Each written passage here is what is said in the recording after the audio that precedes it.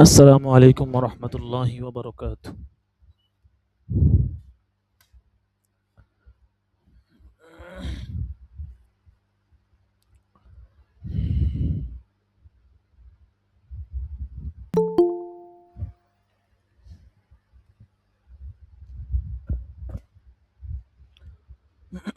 আচ্ছা দেখেন, আমরা শুরু করে দিই। বিসমিল্লাহির রহমানির রহিম। ওয়া আম্মা ফজলুহু, এখান থেকে হবে আজকে ইলমে ফিকার ফজিলত কেমন, কত বেশি, এ সম্পর্কে আলোচনা হবে।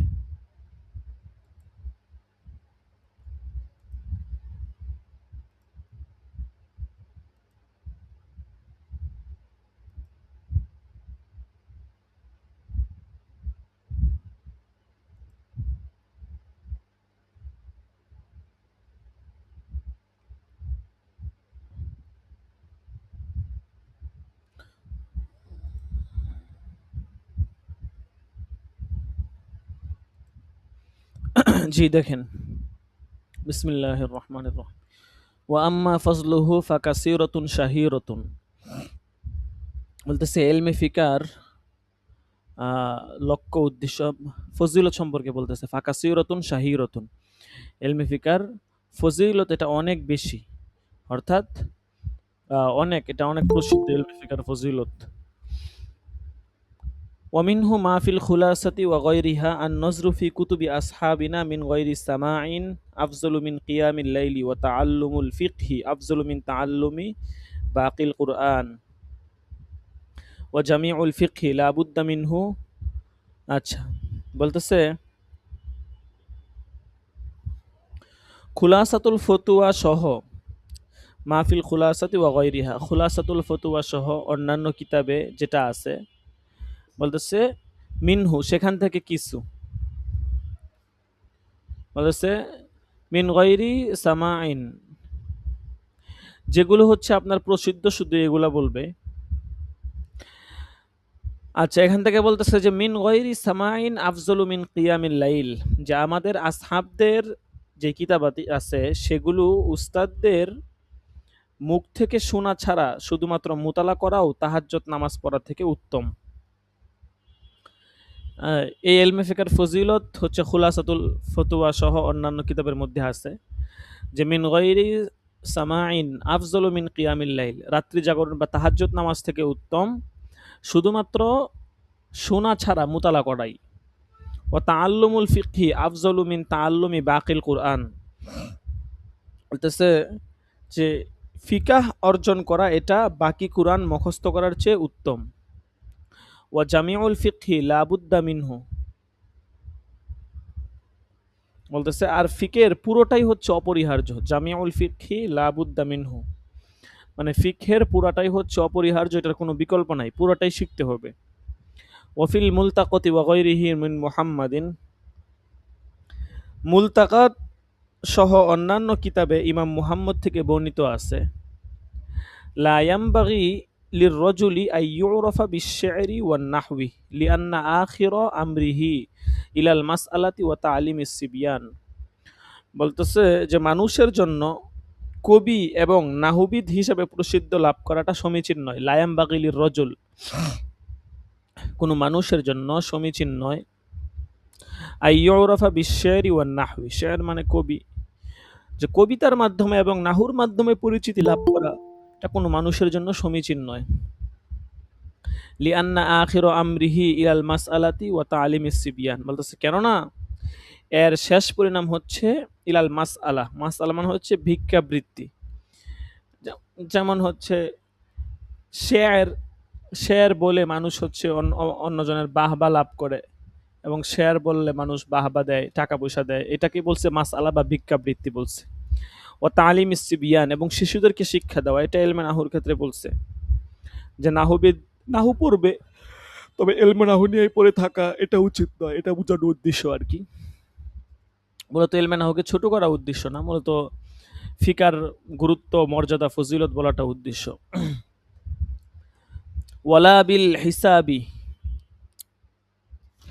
এবং গণিত শাস্ত্রে পারদর্শী হওয়ার মাধ্যমে পরিচিতি লাভ করাও সমীচীন নয়। লিআন্না আখির আমরিহি ইলা মিসাহাতিল আরদিন, কারণ এর শেষ পরিণাম হচ্ছে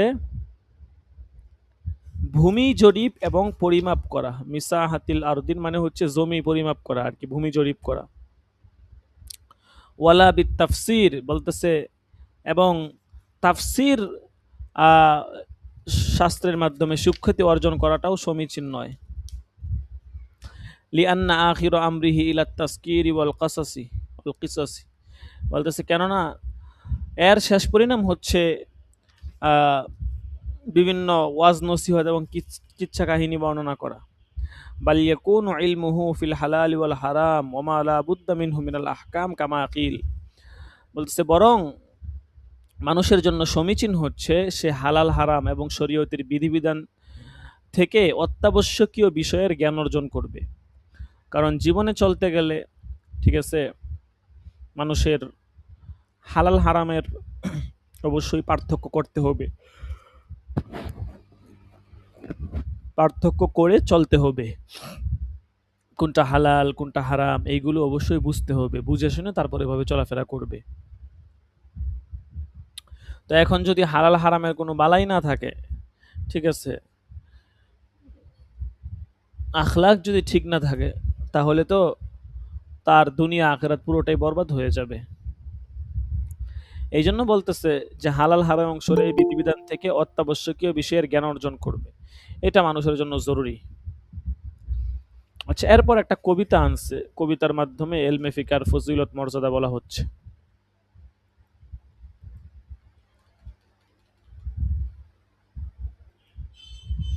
লেখছে, ইদা মাতুজ্জাজু ইলমিন বিইলমিন ফাইলমুল ফিকহি আউলা বিইতিজাজিন ফাকাম তিবিন ইয়াফুহু ওয়ালা কামিসকিন ওয়া কাম তিরিন ইয়াতিরু ওয়ালা কাবাজি।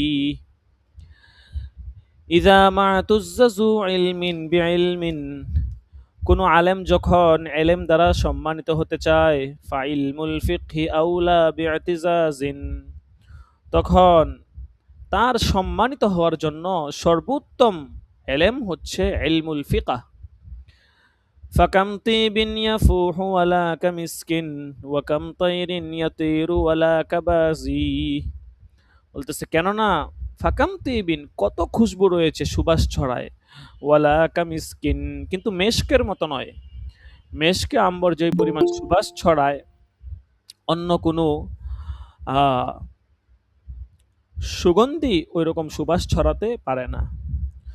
ওয়াকাম তিরিনিয়া তৈরিনিয়া তৈরু ওয়ালা কাবাজি, বলতেছে তেমনি ভাবে বহু পাখি আছে উড়ে বেড়ায়, কিন্তু বাস পাখির মতো নয়।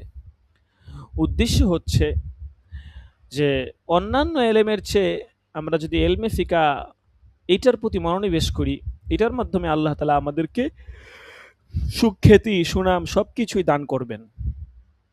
ঠিক আছে, যে কোনো একটা বিষয়ে মানুষ হচ্ছে যে যদি মেহনত করে, শ্রম দেয়, সময় দেয় এবং 24 ঘন্টা ফিকির করে, তাহলে ওই বিষয়ে মানুষ আগায়া যায়। ঠিক আছে, এবং আন্তরিকতার সাথে ওই কাজটা করে যেতে হবে। এলেম শিখবো, এলমে ফিকাহ শিখবো, এর মাধ্যমে সম্মান অর্জন হবে। আন্তরিকতার সাথে পড়তে হবে, লেগে থাকতে হবে, এগিয়ে যেতে হবে। ঠিক আছে, দায় সারা গা সারা ভাব থাকলে ওই ভালো কিছু করা যাবে না। ঠিক আছে, এটা দুনিয়ার যে কোনো কাজের ক্ষেত্রেই যদি আপনার মধ্যে দায় সারা ভাব থাকে, গা সারা ভাব থাকে, যারে আসি হ্যাঁ যা ভর্তি হয়েছি আর কি, পড়তেছি আর কি, আসি সনদটা নিমু আর কি, এরকম হইলে প্রকৃত যে এলেম, যেই মূল মাকসাদ, সেটা হাসিল হবে না। তো এই জন্য যেই কাজেই আসি, কাজটা যখন মনোযোগ দিয়ে করব, শ্রম দিব, সময় দিব, তখন ওই কাজের মাধ্যমে ওই পথটা যদি সঠিক হয়, ওইটার মাধ্যমে আল্লাহ তাআলা একটা বড় মাকাম দান করবে। আচ্ছা, তারপর দেখেন, এরপরে বলতেছে, ওয়াকদে মাদাহাহুল্লাহু তাআলা বিতাসমিয়াতিহি খায়রান বিকাউলিহি তাআলা ওয়া মান ইউতিল হিকমাতা ফাকাদ উতিয়া খায়রান কাসীরা। যে যাকে হিকমত দেওয়া হয়েছে তাকে অনেক কল্যাণ দেওয়া হয়েছে। আল্লাহ তাআলা বলতেছে কুরআনে কারিমে ফিকহকে খায়ের নামে অবহিত করে ইলমুল ফিকহের প্রশংসা করেছেন। ওয়াকাদ মাদাহাহুল্লাহ, আল্লাহ তাআলা ইলমে ফিকহের প্রশংসা করেছেন বিতাসমিয়াতিহি খৈরন। কুরআনে ফিকহকে ইলমে ফিকহকে খায়ের নামে অবহিত করে। কুরআনে আছে ওমাই ইউতাল হিকমাহ ফাকাদ উতিয়া খৈরন কাসীরা, যাকে হিকমত দেওয়া হয়েছে। হিকমত মানে হচ্ছে ফিকহ, ইলমে ফিকহ। তাকে প্রভূত কল্যাণ দান করা হয়েছে, অনেক কল্যাণ দেওয়া হয়েছে। ওয়াকাদ ফাসসারাল হিকমাতা জুমরাতু আরবাবিত তাফসিরি বিইলমিল ফুরুইল্লাযী হুয়া ইলমুল ফিকহি। বলতেছে ওয়াকাদ ফাসসারাল হিকমাতা জুমরাতু আরবাবিত তাফসির বিইলমিল ফুরুইল্লাযী হুয়া ইলমুল ফিকহি। মুফাসসিরিনে কারাম তারা হিকমত শব্দের ব্যাখ্যায় বলেছেন এটা হচ্ছে বিইলমিল ফুরু, শাখাগত ইলম, আল্লাযী হুয়া ইলমুল ফিকহি, যেটা হচ্ছে বা যার অপর নাম হচ্ছে ইলমে ফিকহ।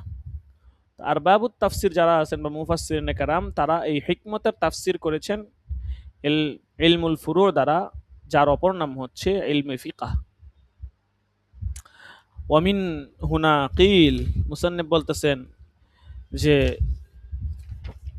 এইখান থেকেই বলা হয়ে থাকে, এই ক্ষেত্রে কবিতা একটা বলতেছে যে এই ক্ষেত্রেই বলা হয়ে থাকে ওয়ামিন হুনা কিল। ঠিক আছে, ইলমে ফিকহের আরো কিছু কবিতা আনতেছে, খুব সুন্দর মজার পড়া।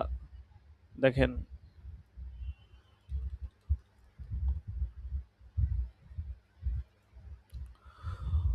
وخير علوم علم فقه لأنه يكون إلى كل العلوم توسلا فإن فقيها واحدا متورعا على ألف ذي زهد تفضل واعتلا وخير علوم علم فقه। বলতেছে এলেমের মধ্যে সর্বশ্রেষ্ঠ এলেম হচ্ছে ইলমে ফিকহ। লিআন্নাহু ইয়াকুনু ইলা কুল্লিল উলুমি তাওয়াসসুলা, কেননা তা সকল এলেম অর্জনের মাধ্যম হয়ে থাকে। মানে ইলমে ফিকহটা সকল এলেম অর্জনের মাধ্যম।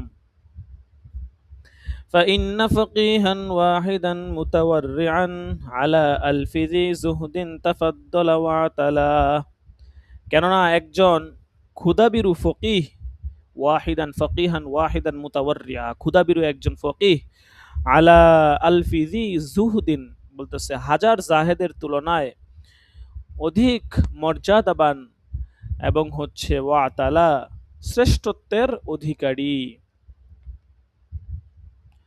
তো একজন ফকিহ যার ভিতরে দ্বীনের জ্ঞান আছে, বুঝ আছে, সে সব জায়গাতে ওই তার ভিতরে যে আল্লাহ যে দ্বীনের জ্ঞান দিয়েছে, বুঝ দিয়েছে, সেই বুঝ অনুযায়ী সে জীবনযাপন করবে। জীবনের প্রতিটা ক্ষেত্রেই প্রতিটা সমস্যা তাকে যে আল্লাহ তাআলা যে এলেম দিয়েছেন, জ্ঞান দিয়েছেন, সেই জ্ঞানের মাধ্যমে সে ওই সমস্যাগুলোকে মোকাবেলা করার চেষ্টা করবে।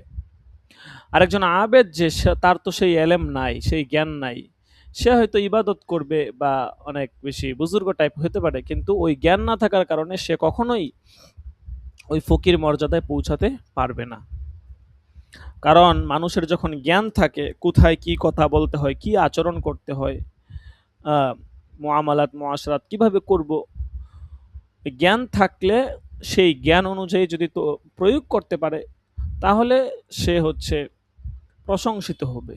ঠিক আছে, আর জ্ঞান যদি না থাকে তখন সে সঠিকভাবে প্রয়োগ করতে পারবে না। তো এই জন্য ইলমে ফিকার মর্যাদা এটা অন্যান্য এলেমের চেয়ে খুব খুব বেশি। এরপরে আরো কিছু শেয়ার আনতেছে, দেখেন বলতেছে ওয়াহুমা মাখুজান মিম্মা কিরা লিল ইমামি মুহাম্মাদিন আল ফকিহ। এই যে কবিতা আছে এটা মাখুজানে নেওয়া হয়েছে মিম্মা কিরা লিল ইমামি মুহাম্মাদিন আল ফকিহ, ওই সকল কবিতা থেকে রচনা চয়ন করা হয়েছে যেগুলো ফকি ইমাম মুহাম্মদ রহমতুল্লাহ আলাইহিকে লক্ষ্য করে বলা হয়েছে।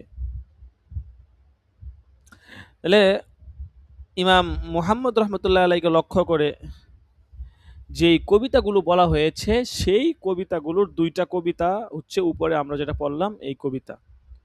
ঠিক আছে? এখন হচ্ছে যে আপনার আরো কিছু কবিতা আনবে। দেখেন, তাফাক্কাহ ফাইন্নাল ফিকহা আফজালু কাইদিন ইলাল বিররি ওয়াত তাকওয়া ওয়া আ'দালু কাসিদিন ওয়া কুন মুস্তাফিদান কুল্লা ইয়াউমিন জিয়াদাতান মিনাল ফিকহি ওয়াসবাহ ফি বুহুরিল ফাওয়াইদি ফাইন্না ফাকিহান ওয়াহিদান মুতাওয়াররিআন আশাদ্দু আলাশ শাইতানি মিন আলফি আবিদি। বলতেছে তাফাক্কাহ, তুমি ইলমে ফিকা অর্জন করো। ফাইন্নাল ফিকহা আফজালু কাইদিন, কেননা ইলমে ফিকা হলো উত্তম চালক, তোমাকে সঠিকভাবে চালাবে। কায়েদ মানে চালক।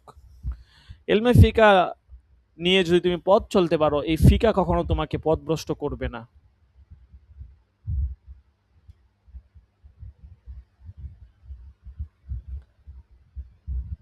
বলতেছে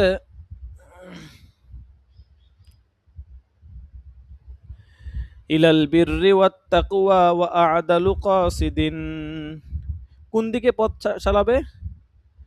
তাকওয়া, সততা এবং ন্যায়নিষ্ঠা বার্তাবাহক হিসাবে। ইলাল বিররি মানে হচ্ছে আপনার সততার পথে, ওয়া তাকওয়া তাকওয়ার পথে, ওয়া আ'দালু কাসিদিন এবং এই ফিকাটা হচ্ছে আ'দালু কাসিদ ন্যায়নিষ্ঠ বার্তাবাহক। ঠিক আছে? তাহলে ইলমে ফিকার মাধ্যমে যদি আমরা সঠিকভাবে ইলমে ফিকাটা অর্জন করতে পারি, এই ফিকা নিয়ে চলতে পারি, তাহলে এই ফিকাটা এটা হচ্ছে যে আপনার আমাকে সঠিক পথে নিয়ে যাবে। এই জন্য এই ফিকা অর্জনে গুরুত্ব দিতে হবে। এরপর দেখেন, ওয়াকুন মুস্তাফিদান কুল্লা ইয়াউমিন জিয়াদাতান মিনাল ফিকহি ওয়াসবাহ ফি বুহুরিল ফাওয়াইদি। বলতেছে প্রতিদিন তুমি বেশি করে উপকৃত হও। কুন মুস্তাফিদান মানে প্রতিদিন বেশি করে কি হও? উপকৃত হও। কে আবার ফোন দিলে এমন সময়? জি, আসসালামু আলাইকুম। ওয়ালাইকুম আসসালাম। জি, আলহামদুলিল্লাহ, ভালো আছেন?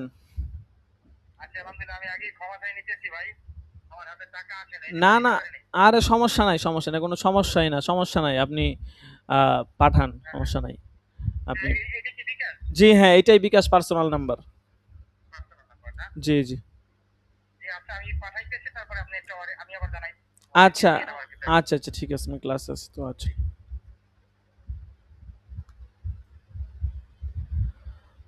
আচ্ছা, দেখেন যেটা বলতেছিলাম যে তুমি কোন মুস্তাফিদান, তুমি প্রতিদিন তুমি বেশি করে উপকৃত হও মিনাল ফিকহি ইলমে ফিকার দ্বারা, ওয়া আসবাহ ফি বুহুরিল ফাওয়াইদি এবং কল্যাণের সমুদ্র তুমি কি কাটো? সাঁতার কাটো। ফাইন্না ফকিহান ওয়াহিদান মুতাওয়াররিআন, কারণ একজন ক্ষুধাবিরু ফকিহ আসাদ্দু আলা শাইতানি মিন আলফি আবিদ, হাজারো গায়রে ফকি, গায়রে ফকি শব্দটা অতিরিক্ত আর কি, এটা ব্র্যাকেটে লিখতে পারেন যে হাজারো গায়ে মানে আবেদের তুলনায় শয়তানের জন্য অধিক কঠিন। একজন ফকিহকে ধোঁকা দেওয়া, তাকে গুনায় লিপ্ত করাটা শয়তানের জন্য অনেক কঠিন, কিন্তু একজন আবেদকে গুনায় লিপ্ত করানোটা শয়তানের জন্য খুবই খুবই সহজ। আচ্ছা, এরপরে আরো অনেকগুলো কবিতা আনতেছে ইলমে ফিকার ফজিলত সম্পর্কে। দেখেন, ওয়ামিন কালামি আলী আলী রাদিয়াল্লাহু আনহু, হযরত আলী রাদিয়াল্লাহু তাআলা আনহুর কিছু কথা আনতেছে। মাল ফজলু ইল্লা লি আহলিল ইলমি আন্নাহুম আলাল হুদা লিমান ইস্তাহদা আদিল্লাউ ওয়া ওয়াজনু কুল্লু ইমরিইন মা কানা ইউহসিনুহু ওয়াল জাহিলুনা লি আহলিল ইলমি আদাউ।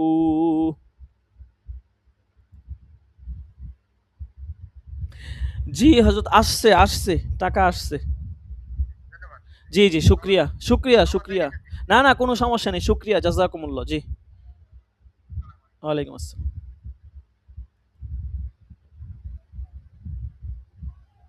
আচ্ছা, দেখেন যেই কথাটা বলতেছিলাম,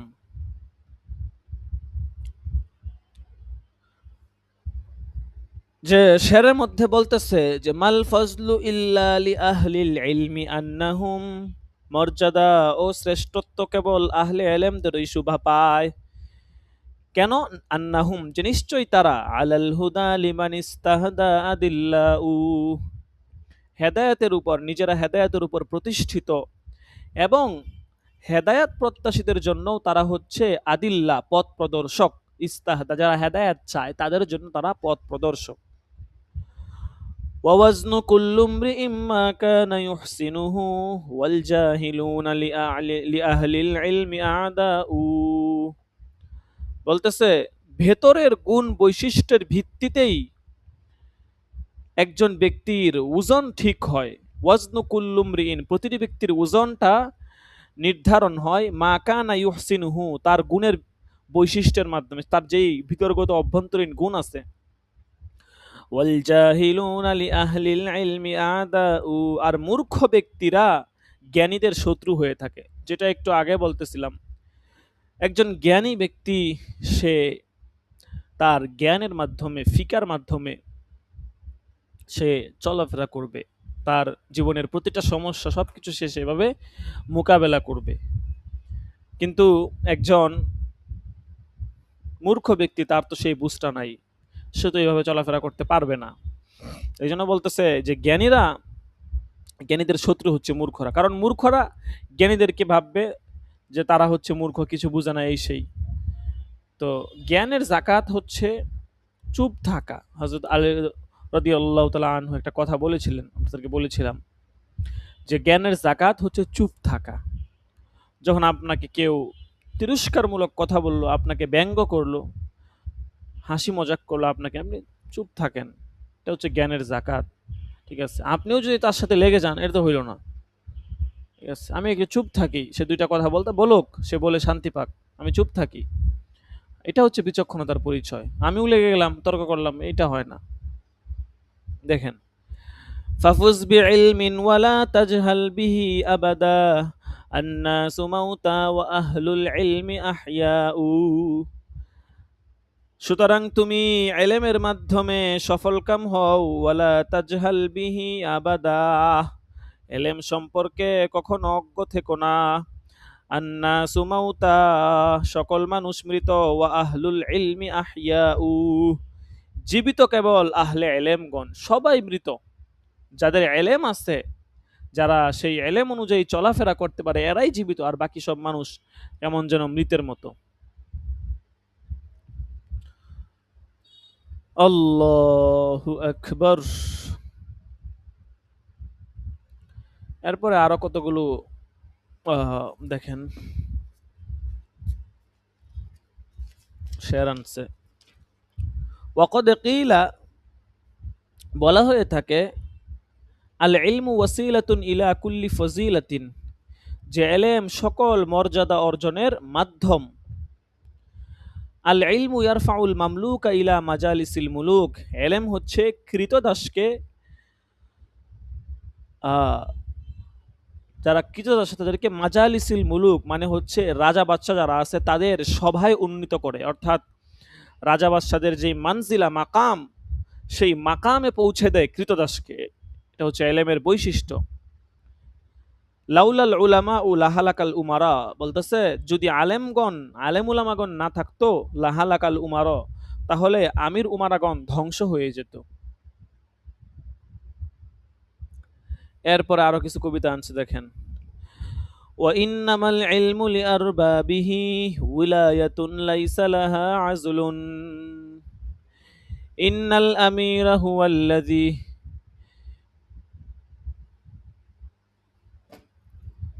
আচ্ছা হ্যাঁ দেখেন,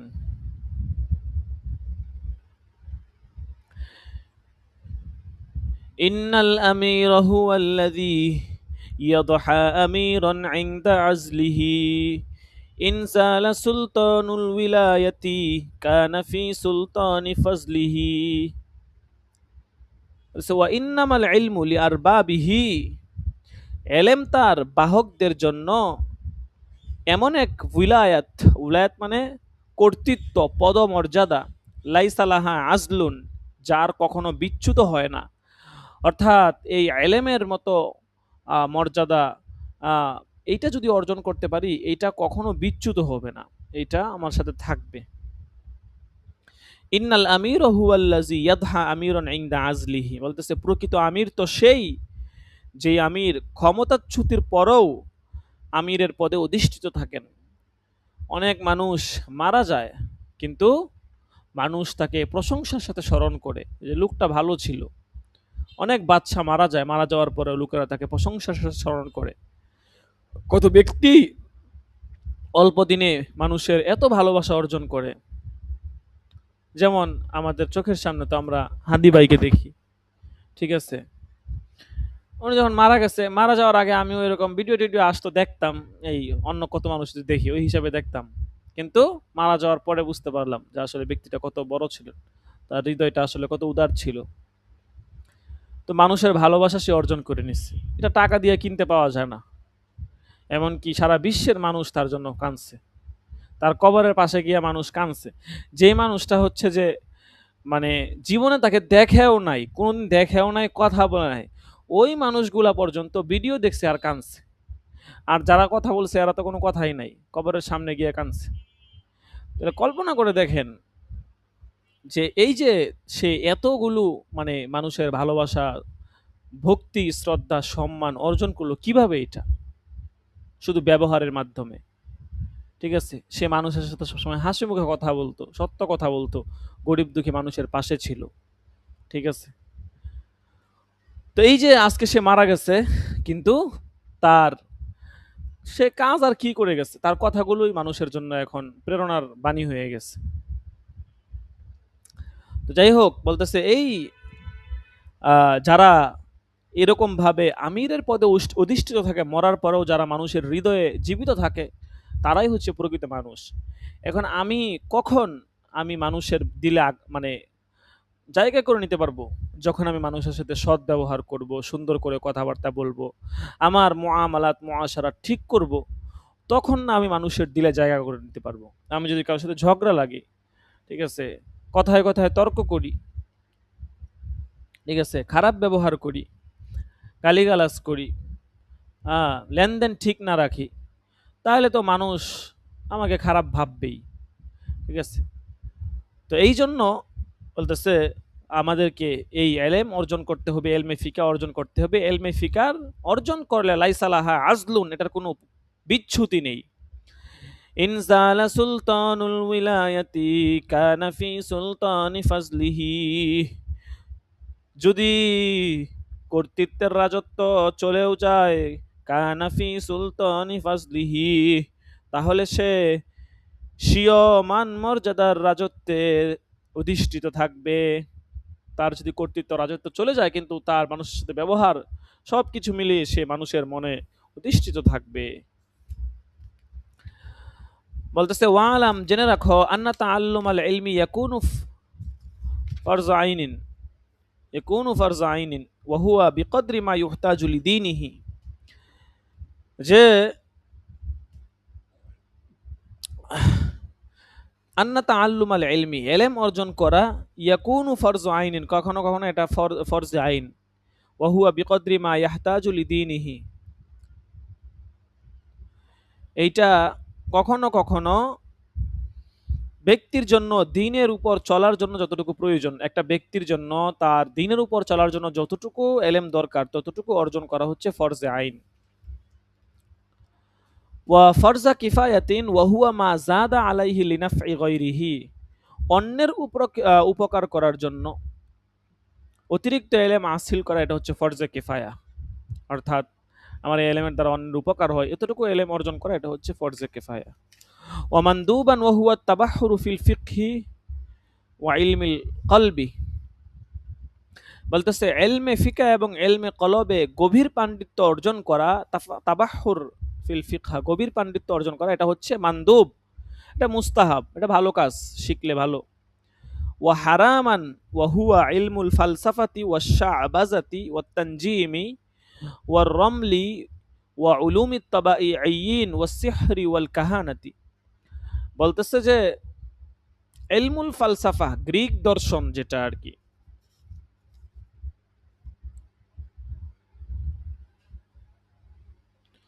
তো এই যে গ্রিক দর্শন বিশ্ব জগৎ নিয়ে যারা আলোচনা করে আর কি, ঠিক আছে, বিভিন্ন কথাবার্তা বলে, যে যেটার উপরটা হয় সজ্জিত, ভিতরটা হয় কলঙ্কিত।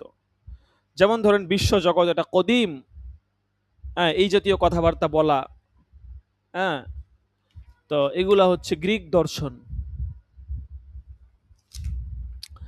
ওয়াশা আবাসাতি, ভেলকিবাজি করা, ওয়াত্তানজিম, জ্যোতির্বিদ্যা, ওয়ার রমল, এবং হচ্ছে ভাগ্য গণনা করা, ওয়া উলুম ইত্তাবাঈন, পদার্থবিদ্যা, ওয়া সিহরি, জাদুবিদ্যা, ওয়াল কাহানাতি, গণকগিরি, এই সমস্ত বিদ্যা এগুলো অর্জন করা হচ্ছে হারাম, ঠিক আছে।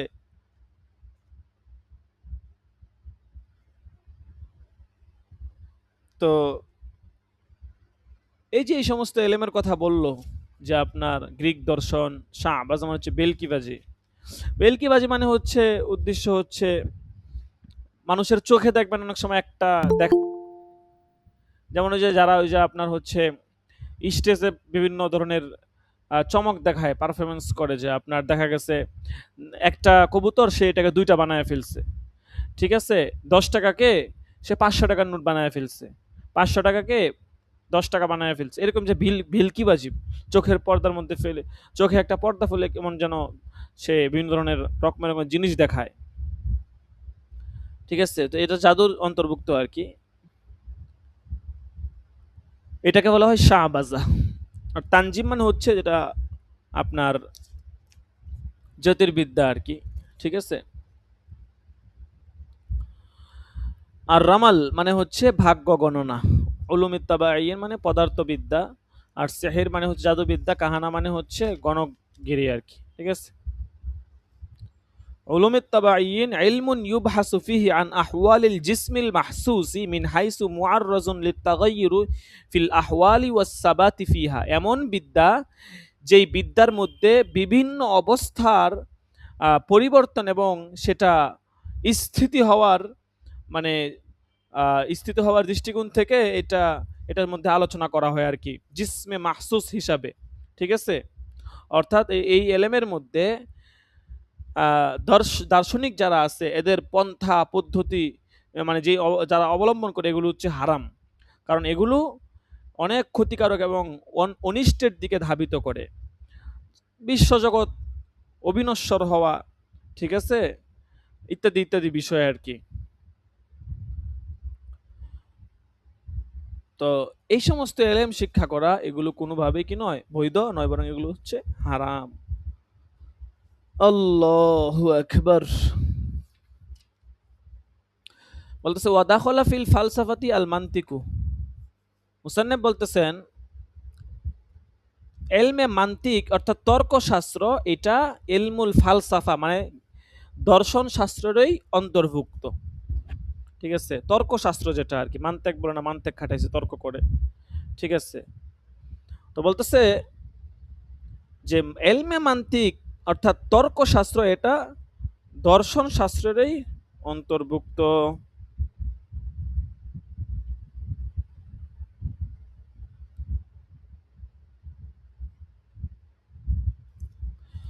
ওয়ামিন হাদাল কিসমি ইলমুল হরফি ওয়া ইলমুল মুসিকি,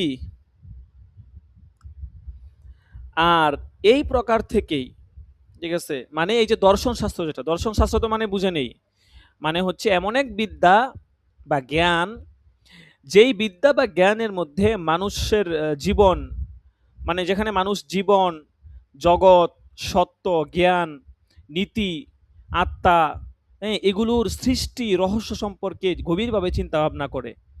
যেমন ধরেন মানুষকে জীবনের লক্ষ্য উদ্দেশ্য কি, সত্য কি, আল্লাহ আছে কিনা, আমাদেরকে কেন পাঠানো হয়েছে, এই যে এই সমস্ত প্রশ্ন আছে এগুলোকে খুঁজার যে পথ বা এগুলো যে আলোচনা করা, অন্বেষণ করা, খুঁজা, এগুলো থেকেই এই শাস্ত্রটাকেই বলা হয় দর্শন শাস্ত্র। দর্শন এই শব্দটা এটা সংস্কৃত একটা শব্দ, দৃশ ধাতু থেকে এটা বের হয়েছে, যার অর্থ হচ্ছে দেখা বা উপলব্ধি করা। আচ্ছা, এখন বলতেছে এইটা এই যে মান্তেক যেটা, এটাও এই শাস্ত্রের অন্তর্ভুক্ত, কারণ মান্তেকের মধ্যেও তর্ক বিতর্ক হয়, এটার মধ্যেও আছে। ওয়ামিন হাদাল কিসমি ইলমুল হরফি ওয়া ইলমুল মুসিকি, বলতেছে রসায়ন বিদ্যা এবং হচ্ছে ইলমুল হরফ মানে হচ্ছে স্বর বিদ্যা, এটাও এই শাস্ত্রের অন্তর্ভুক্ত।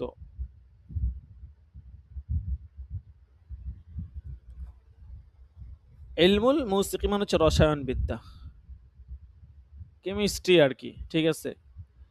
এটা হচ্ছে পদার্থের বিভিন্ন গঠন, ধর্ম, পরিবর্তন এবং এক পদার্থ অন্য পদার্থে রূপান্তরিত হওয়া, এই বিজ্ঞানকে বলা হয় রসায়ন বিদ্যা, ঠিক আছে। যেমন ধরেন কথার কথা, লোহায় কেন মরিচা ধরে, কাঠ পুড়াইলে কেন কালো হয়ে যায়, ঠিক আছে। পানি থেকে হাইড্রোজেন এবং অক্সিজেন পৃথক করা, ঔষধ প্রস্তুত করা, এইগুলো হচ্ছে রসায়ন বিদ্যার অন্তর্ভুক্ত, ঠিক আছে। বলতেছে এই রসায়ন বিদ্যা এবং হচ্ছে আপনার এলমুল হরফ স্বর বিদ্যা,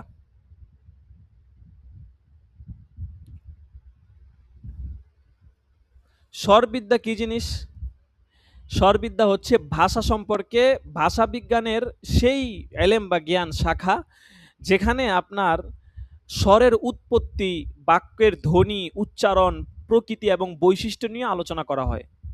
অর্থাৎ যে বিদ্যায় মানুষের মুখ নিঃসৃত ধ্বনি বা স্বরের উৎপত্তি, উচ্চারণ এবং প্রকৃতি সম্পর্কে আলোচনা করা হয়, তাকে বলা হয় এলমুল হরফ বা স্বর বিদ্যা। আশা করি আপনাদেরকে কিছুটা ব্যাখ্যার সময় বুঝাইতে পেরেছি। সামনে দেখেন, অনেক ব্যাখ্যা হয়ে যাচ্ছে, ঠিক আছে। দেখেন দেখেন তাড়াতাড়ি দেখেন। আচ্ছা, তো এগুলোও কিন্তু হচ্ছে গ্রিক দর্শনের অন্তর্ভুক্ত, দর্শন শাস্ত্রের অন্তর্ভুক্ত। বলতেছে ওমাকরুহান ওয়াহু আশআরুল মুওয়াল্লিদিনা মিনাল আজলি ওয়াল বাতালাতি, আধুনিক কবি যারা আছে তাদের গল্প উপন্যাস, হ্যাঁ, এগুলো হচ্ছে যে আপনার চর্চা করা, এগুলো মাকরু। মিনাল গজালি ওয়াল বাতালা, গজল দ্বারা উদ্দেশ্য হচ্ছে এমন কবিতা যার মধ্যে নারীদের মানে সৌন্দর্য সম্পর্কে বর্ণনা করা হয় এবং দাড়িবিহীন সুশ্রী বালক যারা আছে, কম বয়সী বাচ্চা, তাদের সৌন্দর্য তুলে ধরা হয়। মানে আবিধানিকভাবে গজাল বলা হয় নারীদের সাথে কথাবার্তা বলাকে আর কি, ঠিক আছে। আর ওই এখানে উদ্দেশ্য হচ্ছে আপনার নারীদের যে সমস্ত কবিতার মধ্যে নারীদের সৌন্দর্য নিয়ে আলোচনা করা হয়, সুশ্রী বালক যারা আছে এদের আলোচনা করা হয়, এগুলোকে গজাল বলা হয়, ঠিক আছে। আর বাতলা, এটাকে আপনার ওই বাতলাকে গজাল রূপে আত্ম করা হয়েছে।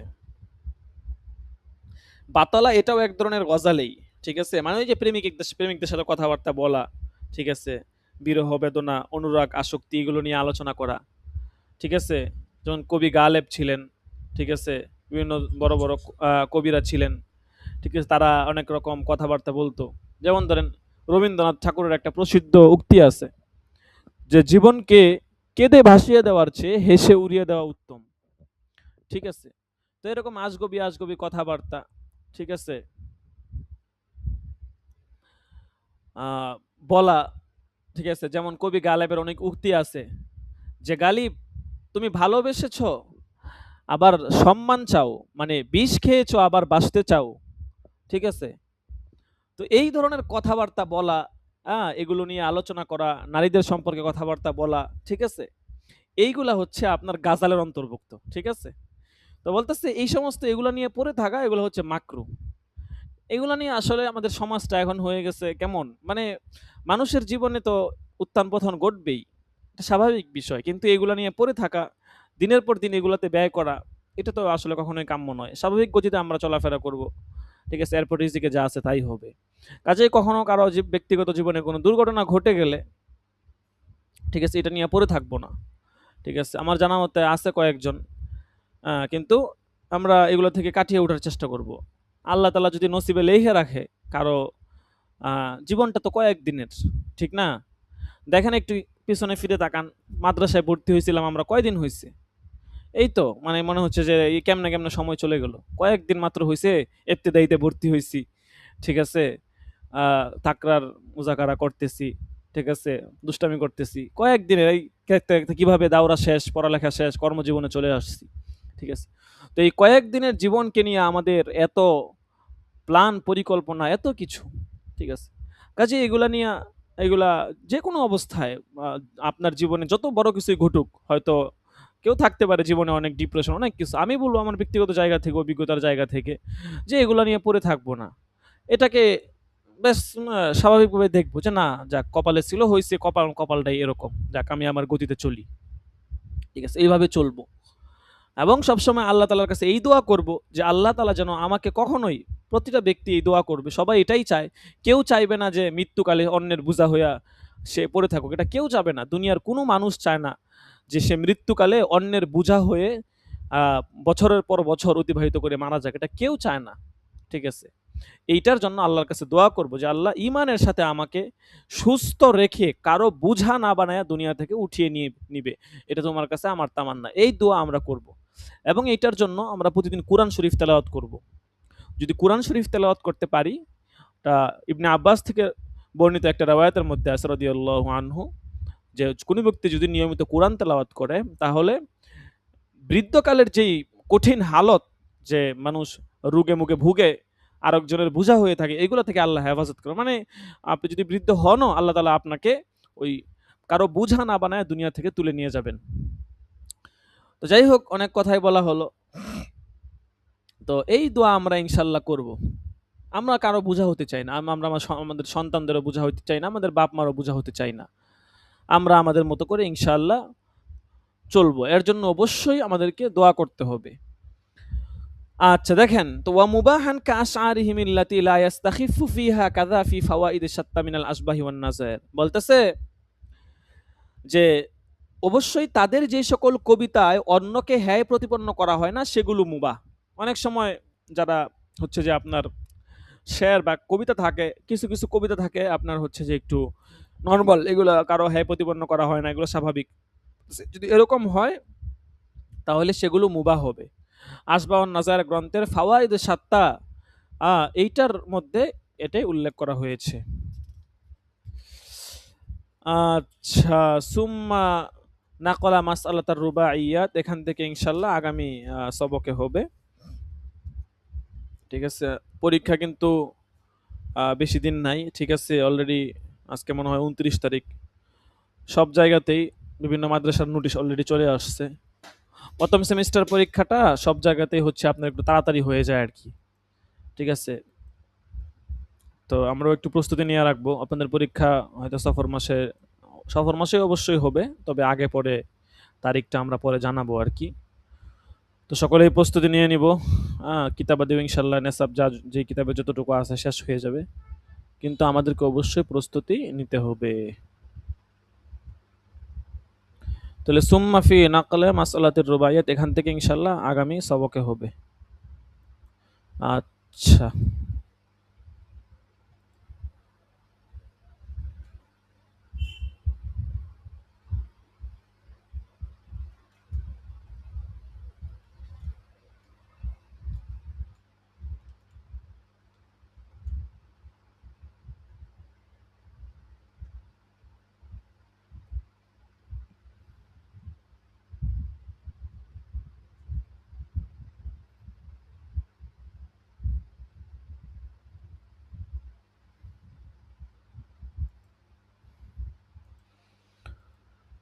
আচ্ছা, উসুল এফটা দেখি। দেখেন।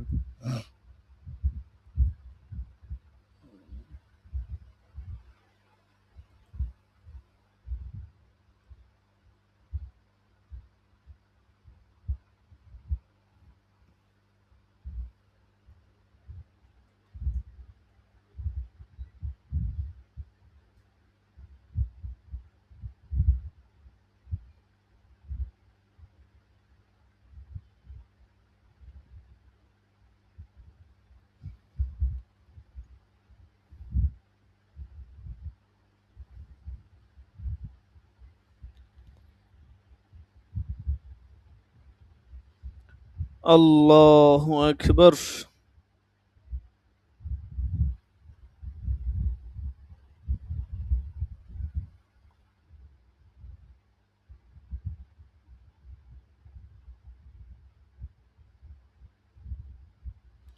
উসুল ইফতা মাবহাস সাবে', আসহাবুল হাদিস ও আসহাবুর রাবে এখান থেকে হবে।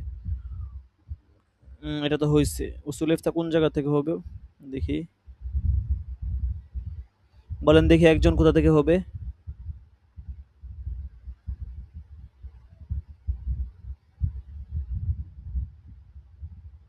এটা কি গ্রুপে দেওয়া হয় নাই নাকি?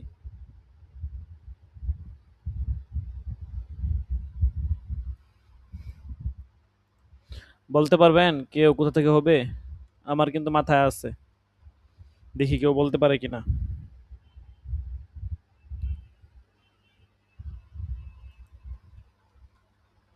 বলতে পারবেন না? সম্ভবত এটা গ্রুপে ওই দিনের সবকটা দেওয়া হয় না, এই কারণে মনে হয়।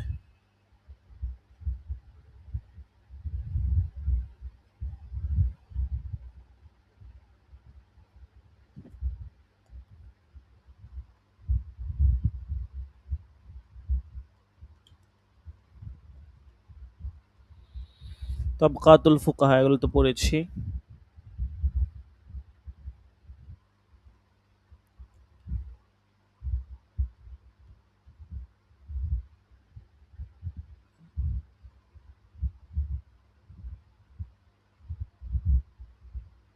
তাবকাত মাসাইল হানাফিয়া এগুলো গিয়েছে।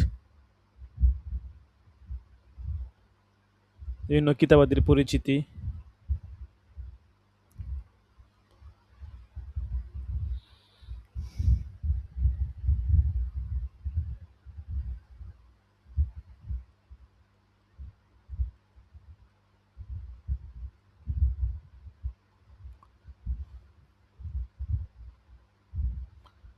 এখান থেকে হবে আল ফাসলুর রাবিউ তালখিসু কাওয়াইদি রসমিল মুফতি।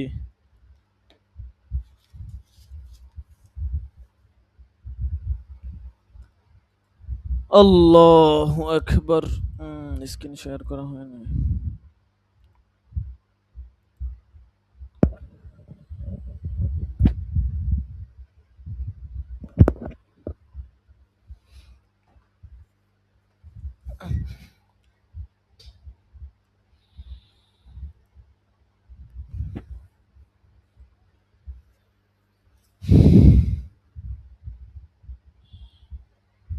দেখেন,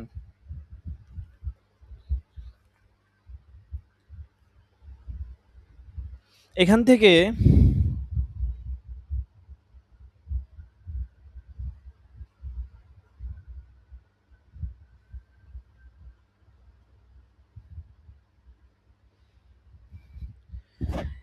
হানাফি মাযহাব অনুযায়ী ফতুয়া প্রদানের কিছু নীতিমালা আছে। ঠিক আছে?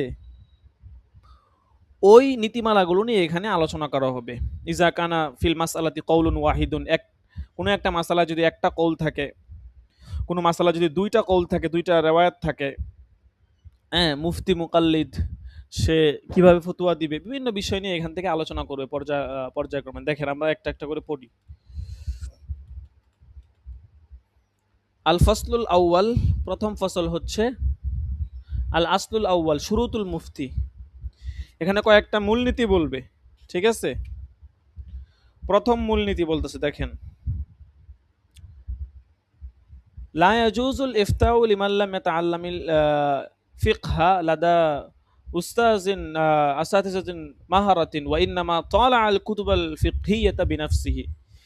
যে ব্যক্তি অভিজ্ঞ শিক্ষকদের নিকট ফিকাহ শিক্ষা করেনি, শুধুমাত্র নিজে নিজে ফিকাহ কিতাবাদি অধ্যয়ন করেছে, তার জন্য ফতুয়া প্রদান কি নাই? জায়েজ নাই। বলতেছে আবার, অভিজ্ঞ শিক্ষকদের নিকট ফিকাহ শিক্ষা গ্রহণকারী যারা আছে প্রত্যেকেরই জন্য ফতুয়া প্রদান করার অনুমতি নেই, যতক্ষণ না তার এমন যোগ্যতা অর্জন হয়ে যায় যার দ্বারা সে শরঈ বিধিবিধানের মূলনীতি, তার নিয়ম কানুন, ইল্লত অর্থাৎ কারণ, এগুলো বুঝতে পারে এবং গ্রহণযোগ্য কিতাবাদি থেকে সে মাসালা কি করতে পারে? বের করতে পারে। তাহলে বোঝা গেল ফতুয়া দেওয়ার জন্য অবশ্যই অবশ্যই একজন গ্রহণযোগ্য মাহের আহ, উস্তাদের কাছে পড়াশোনা করতে হবে এবং অবশ্যই কিতাবাদি বুঝার যোগ্যতা থাকা লাগবে।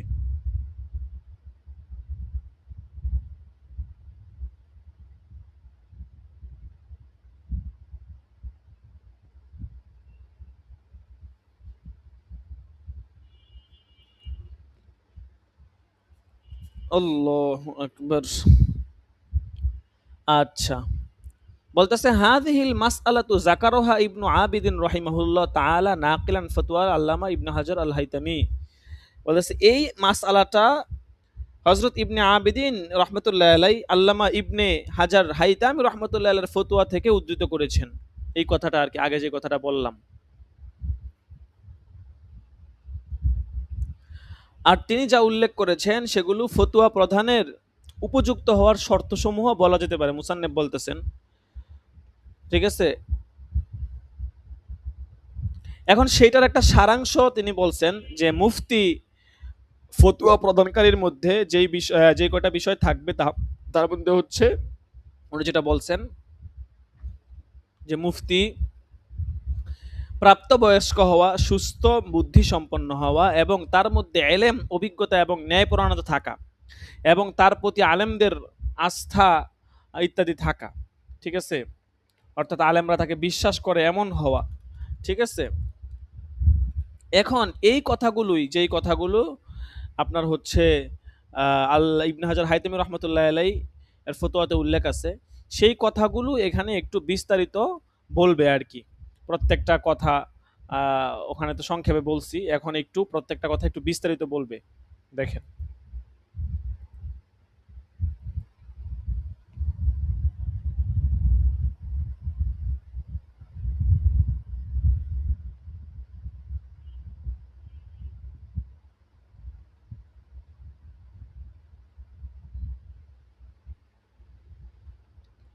বলতেছে শুরুতু আহলিয়াতিল মুফতি, মুফতির যে সমস্ত শর্ত থাকা প্রয়োজন, মুফতির উপযুক্ততার জন্য যে শর্তগুলো প্রয়োজন এগুলো খুবই জরুরি। সকলে একটু মনোযোগ দিয়ে ধরেন, ঠিক আছে।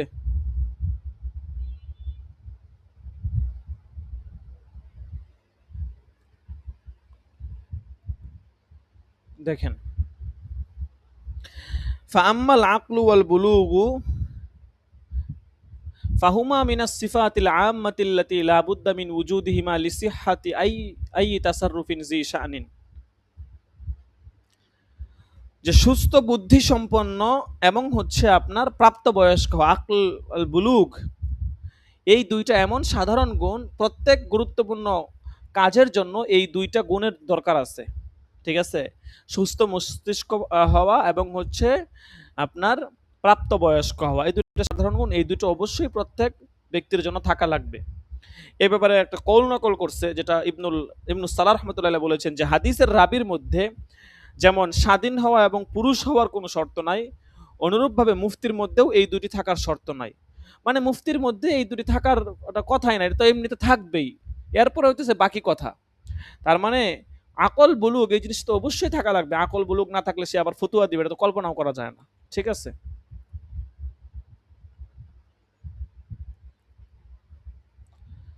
আচ্ছা,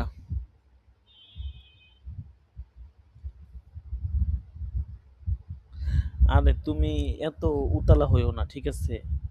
ঠিক আছে, এইগুলা নর্মাল ভাবে দেখো, ঠিক আছে। কে কি কইছে না কইছে, আমি মাদ্রাসার শিক্ষক, ঠিক আছে।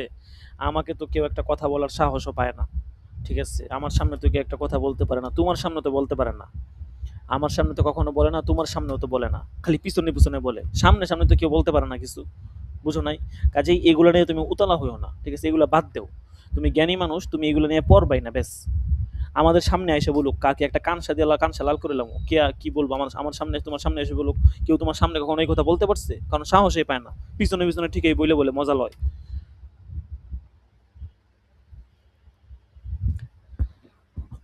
আচ্ছা, দেখেন, তো এরপরে বলতেছে এলেমের কথা, আকল এবং বুলুগের পরে এলেমের কথা বলতেছে। ফালি কৌলিল্লাহি তাআলা, আল্লাহ তাআলার কৌল আছে, কুল ইন্নামা হাররামা রাব্বিয়াল ফাওয়াহিশা মা যহারা মিনহা ওয়া মা বাতানা ওয়াল ইসমা ওয়াল বাগয়া বিগাইরিল হাক্কি ওয়া আন তুশরিকু বিল্লাহি মা লাম ইউনাজ্জিল বিহি সুলতানা ওয়া আন তাকুলু আলাল্লাহি মা লা তা'লামুন। এরপরে আরো আয়াত আছে কোরআনের, ইন্নাল্লাহা লা ইয়াকবিজুল ইলমা, হাদিস আছে, ইনতিজান ইয়ানতাজিহু মিনাল ইবাদ। তার মানে এটা তো অবশ্যই লাগবে, এলেম ছাড়া তো আবার ফতুয়া দিবে, এটা তো প্রশ্নই, মানে কোনো ধরনের আপনার আহ কথাই নাই, এটার উপরে কোনো কথাই নাই, ঠিক আছে।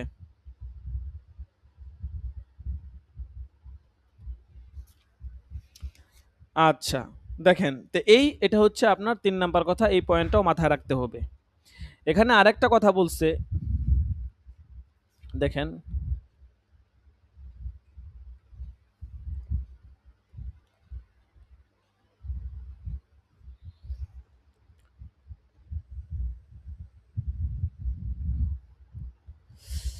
ওয়ালাকিন্না জাওয়াজাল ইফতাই লিল মুকাল্লিদি মানাহু আন্নাহু নাকিলুন লিফাতওয়া ইমামিহি, যে মুকাল্লিদের পক্ষে ফতোয়া প্রদান জায়েজ, এই কথার অর্থ হচ্ছে যে তিনি স্বয়ং মুফতি হবেন না, বরং তিনি তার ইমামের ফতোয়ার হচ্ছে যে বর্ণনাকারী হবেন। আন্নাহু নাকিলুন লি ফতোয়া ইমামিহি ওয়ালাইসা মুফতিয়ান বিনাফসিহি, যে তিনি স্বয়ং কি হবেন না, মুফতি হবেন না। আপনাদের কাছে বারবার একটা কথা বলি যে কোথাও আমরা মুফতি টুফতি এগুলো ব্যবহার করব না, ঠিক আছে?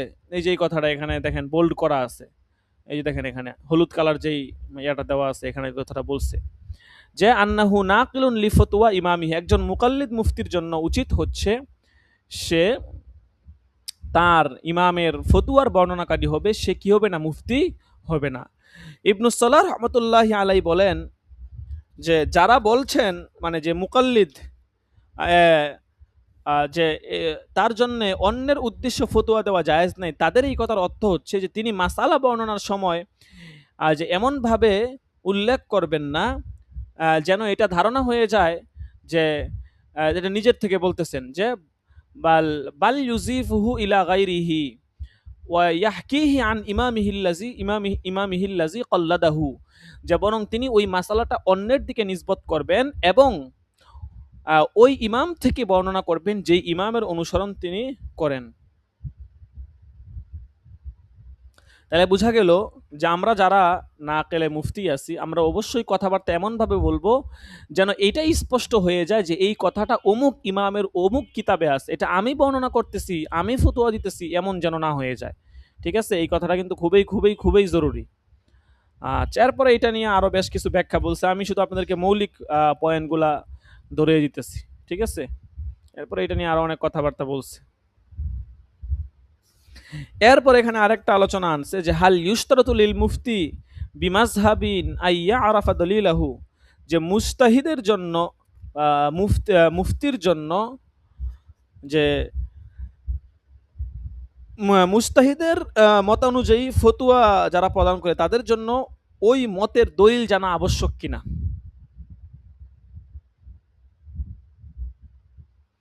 মানে যে মুফতি যে আছে, আমরা যারা ফতুয়া দিব, তো আমরা যার মাযহাব অনুযায়ী ফতুয়া দিব তার দলিল, সে কোন এই কথাটা কোন জায়গা থেকে বলছে, এই কথাটার দলিলটা জানা আবশ্যক কিনা, এই সম্পর্কে কথাবার্তা বলবে। আচ্ছা শুনো, এগুলা নিয়ে এত করো না। বিয়া হয়েছে আজকে ৩ মাস অলরেডি হয়ে যেতেছে, ৪ মাস হয়ে যাবে কয়েকদিন পরে। এখনো যে এগুলা নিয়ে পোলাপানে কি মজা লয়, ঠিক আছে? মানে ওদেরকে মজা নিতে দাও, ঠিক আছে? তুমি এগুলা নিয়ে পড়ো না, এটা হচ্ছে আমার কথা, ঠিক আছে? আমরা ঠিক থাকি, এটাই সবচেয়ে বড় কথা, ঠিক আছে? আর ওরা তো আমার সামনে আমাদের সামনে আইসা বা আজকে পর্যন্ত কোনো হুজুর মানে আমাকে ইঙ্গিত দিয়েও তো বলতে পারে না এই কথাটা, সাহসই পাবে না, কিভাবে বলবে? কোনো উস্তাদ, কোনো ছাত্র, কেউ তো ইঙ্গিতেও বলতে পারে নাই। ঠিক আছে, একদিন জাস্ট সামিরা তোমার নামটা উচ্চারণ করছে, আমি যেই পরিমাণ রাগ করছি পুরো মাদ্রাসা এটা ছড়ায় গেছে। এরপর থেকে ছাত্রীরা আর কথা বলার সাহসই পায় না। তো দূরে দূরে মনে করো যে সবাই এগুলা বলতে পারে, ঠিক আছে? আর এগুলা বলছে, কথা উঠাইছে, এগুলা তুমি কিছু বলো নাই, তুমি বলো না যে আজারের কথা, এগুলা কে বলছে? মানুষের কথা নিয়ে কান দিয়ে পড়ে আছেন, ৪ মাস হয়েছে বিয়ে হয়েছে, এতদিন পরে এই সমস্ত কথাবার্তা বলতেছেন।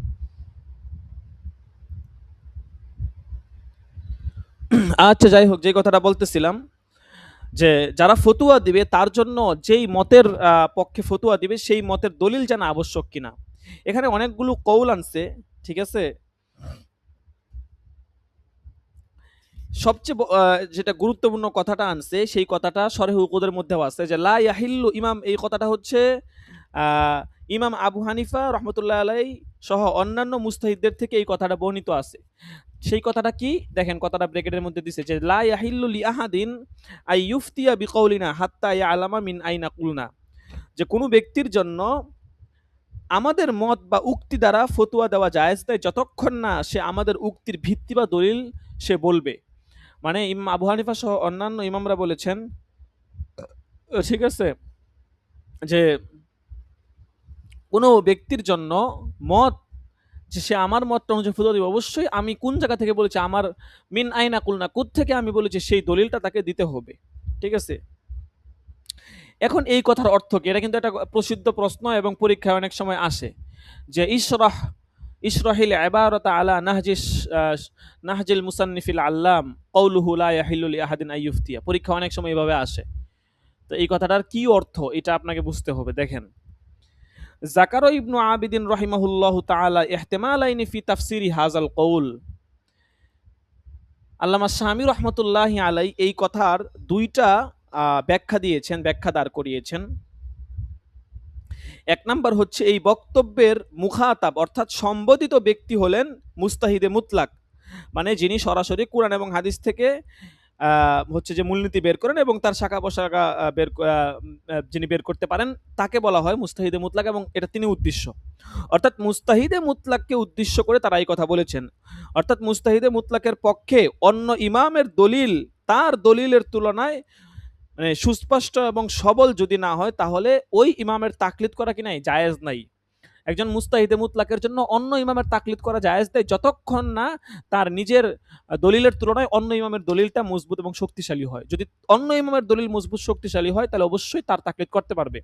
তো মূলত মুস্তাহিদে মুতলাককে কেন্দ্র করে এই কথাটা বলা হয়েছে, এটার প্রথম ব্যাখ্যা। দ্বিতীয় ব্যাখ্যা হচ্ছে, এই বক্তব্যের মুখাতেব হচ্ছেন মুস্তাহিদ ফিল মাযহাব, অর্থাৎ যারা মাযহাব নিয়ে মাযহাব আবিষ্কার, মাযহাব নিয়ে গবেষণা করেন, হ্যাঁ, মাযহাব ফিল মুস্তাহিদ ফিল মাযহাব যারা, তাদের পক্ষে তার ইমামের মাযহাবের আলোকে নতুন মাসআলা উদ্ভাবন করা জায়েজ নাই, যতক্ষণ না ইমামের যেই মাযহাব, সেই মাযহাব বা মতের আলোকে মানে নতুন মাসআলা বের করেছেন, সেই মতের ক্ষেত্রে স্বয়ং ইমামদের দলিল না পান। ঠিক আছে? ইমামের দলিল যদি পান, তাইলেই মাত্র ইমামের অনুসরণ করবে। আর ইমাম একটা কথা বলছে, কিন্তু ইমাম কোন জায়গা থেকে কথাটা বলছে, এই কথার কোনো দলিল নাই।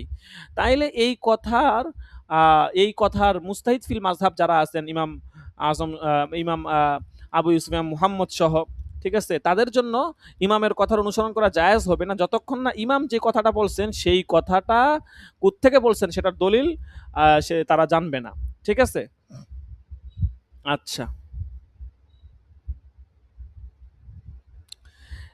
এখন এই দুইটা সম্ভাবনাই হইতে পারে, দুইটার যে কোনো একটা হইতে পারে, এটা কোনো সমস্যা নাই। ঠিক আছে?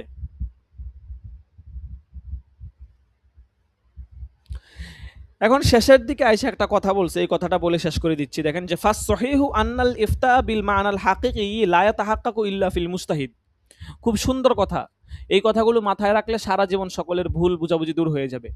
যে বিশুদ্ধ কথা তো এটাই, যে মুস্তাহিদ ফিল মাযহাব, যিনি মুস্তাহিদ ফিল মাযহাব নন, তিনি প্রকৃত অর্থে কি নন, মুফতি নন। মানে আমরা আসলে মুফতিই না, আমরা কোনো মুফতির কাতারে পড়ি না। আমরা হচ্ছে জাস্ট একজন মাসালা জিজ্ঞাসা করলে যেন বলতে পারি যে আমি ইফতা বিভাগে পড়াশোনা করছি, আমি না গেলে মুফতি ফতোয়া টতোয়া হলে আমি ইমামদের কথাগুলো অন্ততপক্ষে রেওয়ায়াত করতে পারবো, অতটুকু যোগ্যতা আমার আছে। ইমাম কোন জায়গায় কোন কথাটা বলছে, কোন কথাটা নিতে হবে, এতটুকু তমিজ করতে পারবো, ব্যাস এতটুকুই।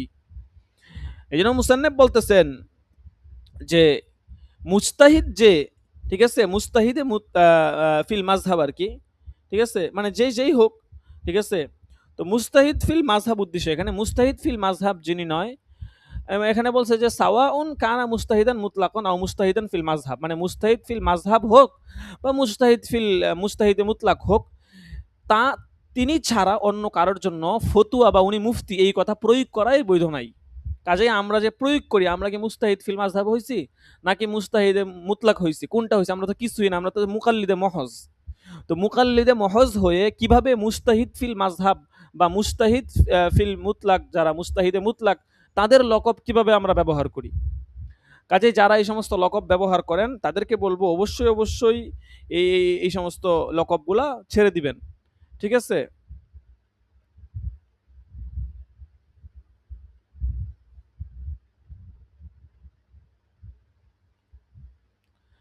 আচ্ছা, এরপর দেখেন,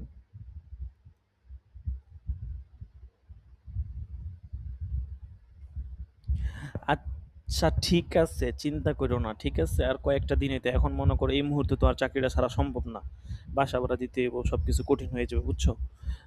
একটা বছরে তো আসুক, ইনশাল্লাহ সবকিছু ঠিক হয়ে যাবে। ঠিক আছে?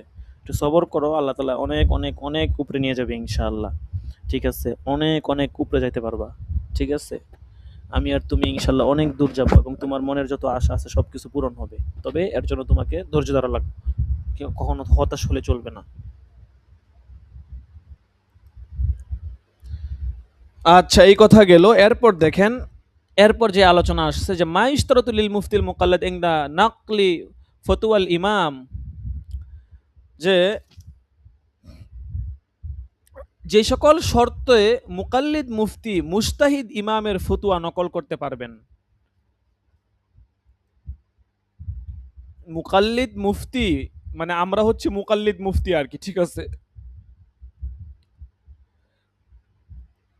তো আমরা যারা মুকাল্লিদ মুফতি আছি, আমরা কোন কোন শর্তে মুজতাহিদ ইমামের কৌল নকল করতে পারবো, আমাদের জন্য কি কি শর্ত আছে? ঠিক আছে, আপনাদেরকে আমরা বলেছিলাম যে আমরা গতবার তো দিতে পারি না, এই বছর অনুষ্ঠান হলে অবশ্যই আমরা এটা ব্যবস্থাপনা করব, যে আপনাদেরকে আমরা একটা ইফতার বেগা এখান থেকে ফারেক হয়েছেন, আমরা একটা পদ্ধতি এবং হচ্ছে নীতিমালা দিব আর কি, যেটা যেটা আপনাকে ফলো করতে হবে। আপনি যদি ওই নীতিমালা ফলো না করেন, তাহলে আপনি হচ্ছে আমাদের এখানে ইফতার পড়েছেন এটাও আপনাকে আপনি পরিচয় দিতে পারবেন না। আমাদের প্রতিষ্ঠান ছোট হোক, কিন্তু আমরা নীতিমালাটা কঠোর। ঠিক আছে? আপনি যদি অবশ্যই ফতুয়া সংশ্লিষ্ট, যেমন ধরেন কথার কথা, আমি এখন ৪-৫ জন শিক্ষার্থীর নাম বলতে পারবো। ওনারা প্রতিনিয়ত মানে আজকে বছরের পর বছর ধরে আমার সাথে আলহামদুলিল্লাহ যোগাযোগ করে, এবং অন্যান্য উলামায়ে কেরাম তো আছে, তাদের সাথে যোগাযোগ রাখে। যেহেতু আমাদের এখানে পড়ছে, ওই সংশ্লিষ্টরা আমার সাথে যোগাযোগ করে। বিভিন্ন মাসলা মাসাইল নিয়ে তারা কথাবার্তা বলে। ঠিক আছে? তো এখন কথা হচ্ছে যে এই যে তারা প্রতিষ্ঠানের সাথে যোগাযোগ রাখছে, যোগাযোগ রেখে তারা ওইভাবে নিসবত করে কথাবার্তা বলে। একজন হচ্ছে যে আপনার একদম ২য় ব্যাচে পড়ছে, অনেক বড় আলেম, ঠিক আছে? কিন্তু উনি প্রতিটা মাসলা জানে। জানার পরেও আমারে ফোন দিয়ে আমাকে জিজ্ঞেস করে যে, "হুজুর এটা কি কেমন?" জানার পরেও উনি বলে না। ঠিক আছে? তো অবশ্যই আমরা এই বিষয়গুলো খেয়াল রাখবো। ঠিক আছে? এই নীতিমালা যেটা দেওয়া হবে আপনাদেরকে, ওই নীতিমালা অনুযায়ী ইনশাআল্লাহ আমরা চলবো। ঠিক আছে? কখনো কোথাও মুফতি-টুফতি এগুলা ব্যবহার করব না। শুধু এতটুকু বলবো, ভাই পড়াশোনা করছি আরকি, কিছুটা নলেজ আছে, ব্যাস এতটুকুই। ঠিক আছে? নিজেকে মুফতি বলে পরিচয় দিব না। এটা হলো আমাদের ১ নাম্বার কাজ। ঠিক আছে? এবং আ আপনি ওই যে শর্তগুলো থাকবে ওগুলো পুরোপুরি মেইনটেইন করতে হবে। মেইনটেইন করে ইনশাআল্লাহ আমরা চলাফেরা করব। তাইলে আশা করা যায় আমাদের দ্বারা সমাজে কোনো ফিতনা ছড়াবে না। ঠিক আছে? মানুষ যে বলে ফিতনা ছড়ায়, ঠিক আছে? আপনি যদি ফিতনা ছড়ান, তাইলে তো ফিতনা ছড়াবেই। আপনি যদি ফিতনা না ছড়ান, আ পুরো দায়িত্বটা আপনার উপরে। তো আমি যদি ফিতনা না ছড়াই, তাহলে তো আমার কোনো সমস্যা নাই। আমি কেন ফিতনা ছড়াবো? যাই হোক, তো এখানে বলতেছে যে আমরা যারা মুকাল্লিদ মুফতি আছি, আমাদের জন্য করণীয় কি? আমরা যদি একজন মুজতাহিদের কাছ থেকে কোনো মাসআলা বা নকল করতে চাই, আমরা কিভাবে নকল, আমাদের কোনো শর্ত আছে কিনা? মুসান্নেফ বলতেছেন যে অনেকগুলো শর্ত আছে, অনেকগুলো বিষয় আছে, এগুলো মাথায় রাখতে হবে। ১ নাম্বার বলছে, আল আমরুল আউয়ালু, প্রথম বিষয় বলতেছে লা বুদ্দা মিন তানকিহি মাজহাবিল মুজতাহিদ ওয়া তাআক্কুদু মিন সিহহাতি নিসবাতিহি ইলাইহি ফাকাদ ইউজাদু আগলাতুন ফিন নাকলি আনহু। আচ্ছা, যাই হোক, এখানে বলতেছে যে প্রথম বিষয় হচ্ছে মুজতাহিদ ইমামের উক্তি যাচাই করা বা তদন্ত করা, এবং এই মতের সাথে ইমামের সম্পর্কের সত্যতার ব্যাপারে নিশ্চিত হওয়াটা জরুরি। কারণ হচ্ছে মুজতাহিদ ইমামের যেই মত থাকে, সেইটা নকল করার ক্ষেত্রেও অনেক সময় ভুল হয়ে যায়। ঠিক আছে? যেমন কখনো কখনো ধরেন আপনার, যে তিনি অনেকগুলো দৃষ্টান্ত বলছেন বা অনেকগুলো কথা বলছেন, তো অনেক সময় এমন হয় যে ৩টা-৪টা কথা বলছেন। প্রথম কথাটা ভুল ছিল, কিন্তু ভুল কথাটাই বর্ণনা হয়ে আসতেছে এবং এটাই রেওয়ায়াত হয়ে গেছে।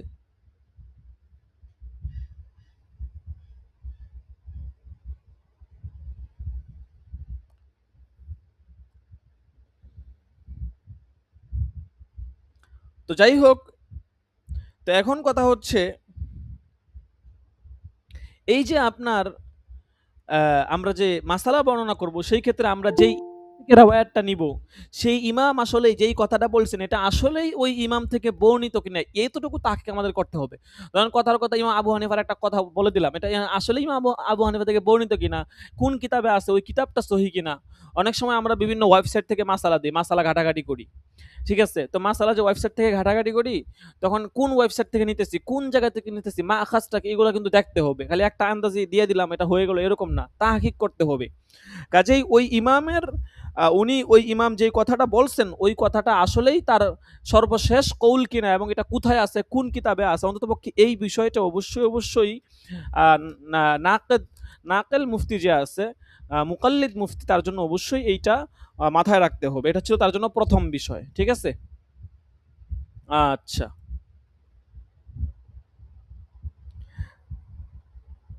আচ্ছা শোনো কি বলি। তুমি যে বললা যে কে বলছে, নুসরাতে নাকি বলছে, হ্যাঁ নুসরাতে তোমার খালারে কথায় কথায় বলে দিচ্ছে বলছো। তো নুসরাত কোন নুসরাত? এই যে নুসহার বোন নুসরাত, হুজুরের মায়ের কথা বলতেছো নাকি? ঠিক আছে। তো আর তুমি কিছু বলো নাই যখন এগুলা কথা উঠছে। ঠিক আছে। কি বলবো আসলে, 3 মাস 4 মাস হয়ে গেছে এখন এইগুলা নিয়ে কথা উঠে, মানে মেজাজটা এত গরম হয়।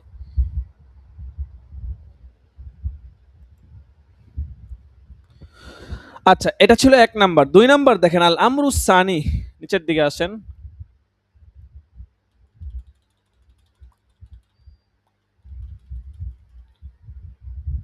আচ্ছা,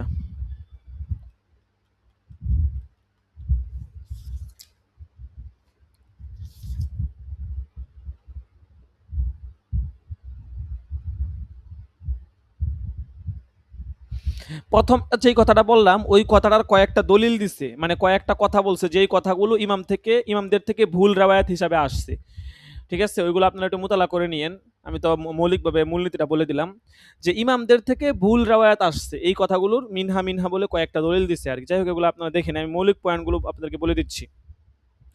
2 নাম্বার হচ্ছে যে আন্নাল কুতুবাল ফিকহিয়াতা লাহা উসলুবুন ইয়াখুসুহা ফারুব্বামা ইয়াসকুরুল ফুকাহা আও কালামান মুতলাকান ওয়া ইয়াকসুদুনা বিযালিকা শাইআন আ মুকাইয়াদান ইআতিমাদান আলা যিকরি তিলকাল কুয়ুদ ফি মাওয়াজিআ উখরা। বলতেছে দ্বিতীয় বিষয় হচ্ছে ফিকহি কিতাব সমূহের বিশেষ কিছু রীতি এবং পদ্ধতি আছে। তো এবং দেখা যায়, এইজন্য দেখা যায় যে কখনো কখনো ফুকাহা কেরাম তারা শর্ত মুক্ত বক্তব্য পেশ করছেন, কিন্তু উদ্দেশ্য থাকে শর্তযুক্ত। এখন দেখা গেছে হয়তো এই শর্তগুলোর উল্লেখ অন্য স্থানে করছেন কিন্তু এখানে করেন নাই। এখন জ্ঞানী পাঠক যে সে নিজেই বুঝতে পারবে যে যদিও এটা মুতলাক বলছেন কিন্তু এখানে এই শর্তটা আছে। তাহলে শুধুমাত্র ফিকহি কিতাব অধ্যয়নের মাধ্যমে এবারতের উদ্দিষ্ট অর্থের বিপরীত অর্থের দিকেও মুতলাক হইতে পারে। একটা ফিকহি কিতাবের মধ্যে একটা ফিকহি কিতাবের মধ্যে একটা মুতলাক কথা বলছে। ঠিক আছে? তো এই মুতলাক কথাটা অনেক সময় এটার ভিতরে অনেক কয়াত থাকে, শর্ত থাকে। এখন আমি জাস্ট এখান থেকে পড়েই একটা মূল মুতলাক কথা বলে ফেললাম। ঠিক আছে? তো এটা হইল না। আমি যদি একজন অভিজ্ঞ উস্তাদের কাছে পড়তাম, উস্তাদের কাছে পড়ি, তাহলে উস্তাদ আমাকে বলে দিবে যে এই কথাটা যদিও এখানে মুতলাক কিন্তু এখানে এই শর্ত আছে, এই আছে, সেই আছে। ফাইন্নাহু ইয়াতানাব্বাহু লিমিসলি যালিকা, উস্তাদ তাকে সতর্ক করবে। ফালা ইয়াকাউ ফি খাতাইন, ফলে সেই ছাত্র আর ভুলের মধ্যে পড়বে না। ঠিক আছে? সে বুঝতে পারবে যে না এখানে এই কথা আছে, আচ্ছা ঠিক আছে এটা যদিও মুতলাক বলছে এখানে এই কথা আছে। এক একটা কিতাবের বর্ণনার ধরন, দাঁচ এক এক রকম হয়। এখন আমি যদি জাস্ট একটা মাসালা পাইলাম বা একটা বক্তব্য পাইলাম এটা বলে দিলাম, কোনো কয়াত ময়াত লাগাইলাম না, তাইলে তো ভুল হয়ে যাবে। এজন্য এই বিষয়টা আমাকে কি করতে খেয়াল করতে হবে মুকাল্লিদ মুফতির জন্য। এটা ছিল 2 নাম্বার পয়েন্ট, যে পয়েন্টটার দিকে অবশ্যই তাকে খেয়াল করতে হবে। ঠিক আছে?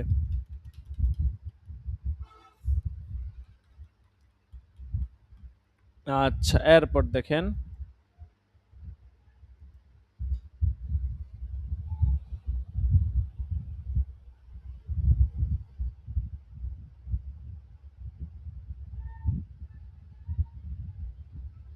আচ্ছা ঠিক আছে, ঠিক আছে। ওরা দুজন তো আমাদেরকে অনেক কষ্ট দিচ্ছে, ঠিক আছে, ওরা ওদের পাপের শাস্তি পাইবে, ঠিক আছে, এটা নিয়ে তুমি টেনশন করো না, ঠিক আছে, যা হওয়ার তো হইছে, ঠিক আছে, এইগুলো নিয়ে তো মাথা ঘামায়ও না, আল্লাহ ভরসা, ঠিক আছে, এগুলো তো আমার কথা হচ্ছে যে আমার তোমার সামনে তো কখনো কেউ এরকম কথা বলতে পারে না, ঠিক আছে, আমার সামনে আজ পর্যন্ত কোনো ছাত্রী কোনো শিক্ষক কেউ তো বিন্দুমাত্র এরকম কথা, আমি তো বুক ফুলায় মাদ্রাসায় চলাফেরা করি, ঠিক আছে, তো কেউ তো এরকম কথা বলতে পারে না, সাহসও পায় না, কাজে এগুলো নিয়ে তুমি চিন্তা করো না। আল আমরু সালিসু, ৩ নাম্বার বিষয় দেখেন, ৩ নাম্বার বিষয় কি বলতেছে যে আন্নাহু রুব্বামা তুজাদু রিওয়ায়াতুন মুখতালিফাতুন আনিল মুজতাহিদ ওয়ালা বুদ্দা মিন তারজিহি বাযিহা আলা বাযিন ইম্মা বিকুওয়াতিন নাকলি ওয়া শুহরাতিহি ওয়া ইম্মা বিতারজিহি আসহাবিত তারজিহ আলা আসাসি কুওয়াতিদ দলিল কামা সায়াতি ইনশাআল্লাহ ফালা বুদ্দালিল আচ্ছা যাই হোক, যেখানে বলতেছেন যে অনেক সময় মুস্তাহিদ ইমামের বিরোধপূর্ণ একাধিক রিওয়ায়াত থাকে, এখন একটাকে আরেক রিওয়ায়াতের উপর প্রাধান্য দেওয়া হয়েছে কিনা, কতটুকু প্রাধান্য দেওয়া হয়েছে, হ্যাঁ, এই বিষয়গুলো তো আমাকে জানতে হবে। এখন কোনটা মুফতাবিহি কৌল, এটা যদি অনেক সময় দেখা গেছে একটা ধরেন ইমামদের রেওয়ায়াত পড়ি কিন্তু মুফতাবিহি কৌল জানা থাকে না, মানে অনেক অনেক মাসালা আছে এরকম দেখবেন যে পড়তেছে কিন্তু মুফতাবি, যেমন আমরা আসবাউন নাজার যখন পড়ি দেখবেন যে একাধিক মাসালা যায়, কিন্তু অনেক সময় মুসান্নেফ বলে ওয়াবিহি ইউফতা বা বলে ওয়াল মুতামাদ ফিল মাযহাব এরকম বলে দেয়, কিন্তু অনেক সময় বলে না, বলে চলে যায়। তখন আমাকে বুঝতে হবে যে কোনটা মুফতাবিহি কৌল, কোনটা গায়রে মুফতাবিহি কৌল, কোনটা রাজেহ, কোনটা মারজুহ, কোনটা মুতামাদ, এগুলো আমাকে বুঝতে হবে, কোনটা কবি, কোনটা দয়ীফ, কোনটা সহি, কোনটা গায়রে সহি, এগুলো বুঝতে হবে। এইগুলা যখন আমি বুঝবো তখন আমি সঠিক মতটা ইমাম থেকে নিতে পারবো। যদি এগুলো আমি না বুঝি তাহলে তো আমি এই কিতাবের যেই সঠিক এবারত, সঠিক নস ইমাম থেকে বর্ণিত হয়েছে সেটা তো আমি বুঝতে পারবো না। এটা ছিল একজন মুকাল্লিদ মুফতির জন্য পালনীয় বা তার যে যে সমস্ত বিষয়ে খেয়াল রাখতে হবে ছিল ৩ নাম্বার শর্ত। ৪ নাম্বার আল আমরুর রাবিউ আন্নাহু লা ইয়াকফি লিল মুফতি ওয়ালাউ কানা নাকিলান আই ইয়ারিফাল কওলা সহিহার রাজিহাল মারউইয়া আনিল মুজতাহিদ ওয়া ইন্নামা ইয়াহতাজু বা'দা যালিকা লিতানজিলি যালিকাল কওলি আলাল ওয়াকিআতিল জুজইয়্যাতিল্লাতী সুইলা আনহা। মুসান্নেফ বলতেছেন ৪ নাম্বার যে বিষয়টার প্রতি একজন নাকেলে মুকাল্লিদ মুফতির জন্য খেয়াল রাখা আবশ্যক সেটা হচ্ছে মুকাল্লিদ মুফতি যদিও মুস্তাহিদ ইমামের ফতুয়া নকলকারী মাত্র, তারপরেও তার জন্য কেবল মুস্তাহিদ ইমামের বর্ণিত সঠিক এবং প্রাধান্যপ্রাপ্ত রেওয়ায়াত বা ফতুয়াটা জেনে নেওয়া যথেষ্ট হবে না, বরং ওইটা জানার পর জিজ্ঞাসিত নতুন সৃষ্ট বা ঘটনা ইমামের ফতুয়াকে যথাযথভাবে প্রয়োগ করাটাও জরুরি। কথার কথা, একটা মত আমার কাছে আসছে বা একটা মাসালা আমাকে জিজ্ঞাসা করা হয়েছে, এখন এই মাসালাটা যখন জিজ্ঞাসা করা হলো তখন আমি মুজতাহিদ ইমামের একটা মতের অনুসরণ করলাম। এখন আমাকে যেই মাসালাটা জিজ্ঞাসা করা হয়েছে ওই মাসালার সাথে আমি যে ইমামের মতটা বের করেছি মুফতাবিহি কৌল আমার কাছে মনে হচ্ছে ওই মাসালার কতটুকু সামঞ্জস্যপূর্ণ আছে, যেটা আপনারা যে তামরিন লেখেন এই ক্ষেত্রে এটা প্রয়োগ করতে পারেন। যে আপনি যখন একটা তামরিনে একটা দলিল লিখতেছেন, আপনার দলিলের সাথে আপনার তামরিনের সংশ্লিষ্টতা কতটুকু। তামরিনের কথার কথা আসছে যে যদি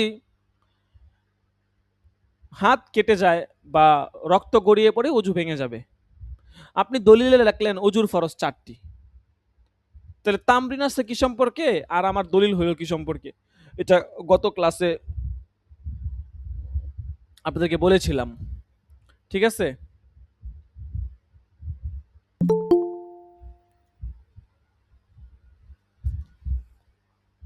তো কথা হচ্ছে এটা জরুরি, ঠিক আছে। আমাকে যেই প্রশ্নটা করা হচ্ছে বা আমি যেই বিষয়টা লিখতেছি, যে উত্তরটা দিচ্ছি, এটার সাথে আমি যেই দলিলটা দিতেছি ওটা আসলে কতটুকু যাইতেছে, এইটা কিন্তু আমাদেরকে অবশ্যই খেয়াল রাখতে হবে, এটা প্রয়োগটা ঠিক মতো করা লাগবে,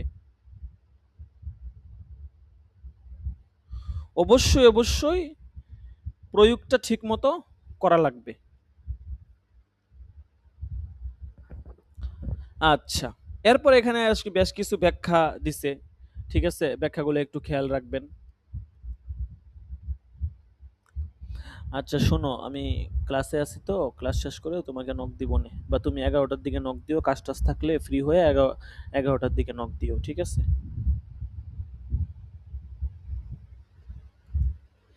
তাইলে অবশ্যই এই বিষয়টা আমরা খেয়াল রাখবো যে দলিল যে দিতেছি, দলিলের সাথে জিজ্ঞাসিত মাসালা বা প্রশ্নের জন্য মিল থাকে, কোনো আগামাতা নাই, এরকম হলে কিন্তু সমস্যা। আর এই যে এই প্রকারের গবেষণা বা সামঞ্জস্যতা, এটা কিয়ামত পর্যন্ত চলতে থাকবে। কারণ প্রতিনিয়ত নতুন নতুন বিষয় উমুরে হাদিস হচ্ছে। যেমন ধরেন, কথার কথা, বর্তমান যুগ হচ্ছে এআই এর যুগ। একটা সময় ইন্টারনেটের যুগ ছিল, মানুষ বলতো যে বর্তমান যুগ হচ্ছে ইন্টারনেটের যুগ। ঠিক আছে, যেমন আমরা যখন পড়াশোনা করছি তখন একটা ল্যাপটপ, একটা কম্পিউটার ব্যবস্থা হওয়া এটা অনেক বড় কিছু ছিল। 2000 আপনার 11-12তে যখন আমরা পড়াশোনা করছি, তখন দেখা গেছে আপনার আমাদের উস্তাদরা ফলাফল দিত হাতে লেখা, মানে কম্পিউটারে টাইপ করে, এটা বহুত মানে দূর কি বাত ছিল, এটা অনেক গনিমতের বিষয় ছিল যে কম্পিউটারে টাইপ করে মানে লিখছে। আর আমরা ভাবতাম যে কম্পিউটারে টাইপ করলে কি আর ভুল হয়, মানে আমরা ভাবতাম কম্পিউটারে টাইপ করা মানে তো যন্ত্রটা টাইপ করছে, মানুষ তো আর টাইপ করে না, তাহলে মানুষের লেখা কি ভুল হইতে পারে, আমরা এরকম ভাবতাম। আমি নিজেও ভাবতাম, আপনারা কখনো ভাবছেন কিনা জানি না, বাকি আমার মনে হইতো যারে কম্পিউটারে লিখছে, হ্যাঁ, এইটা কি কখনো ভুল কিছু হইতে পারে?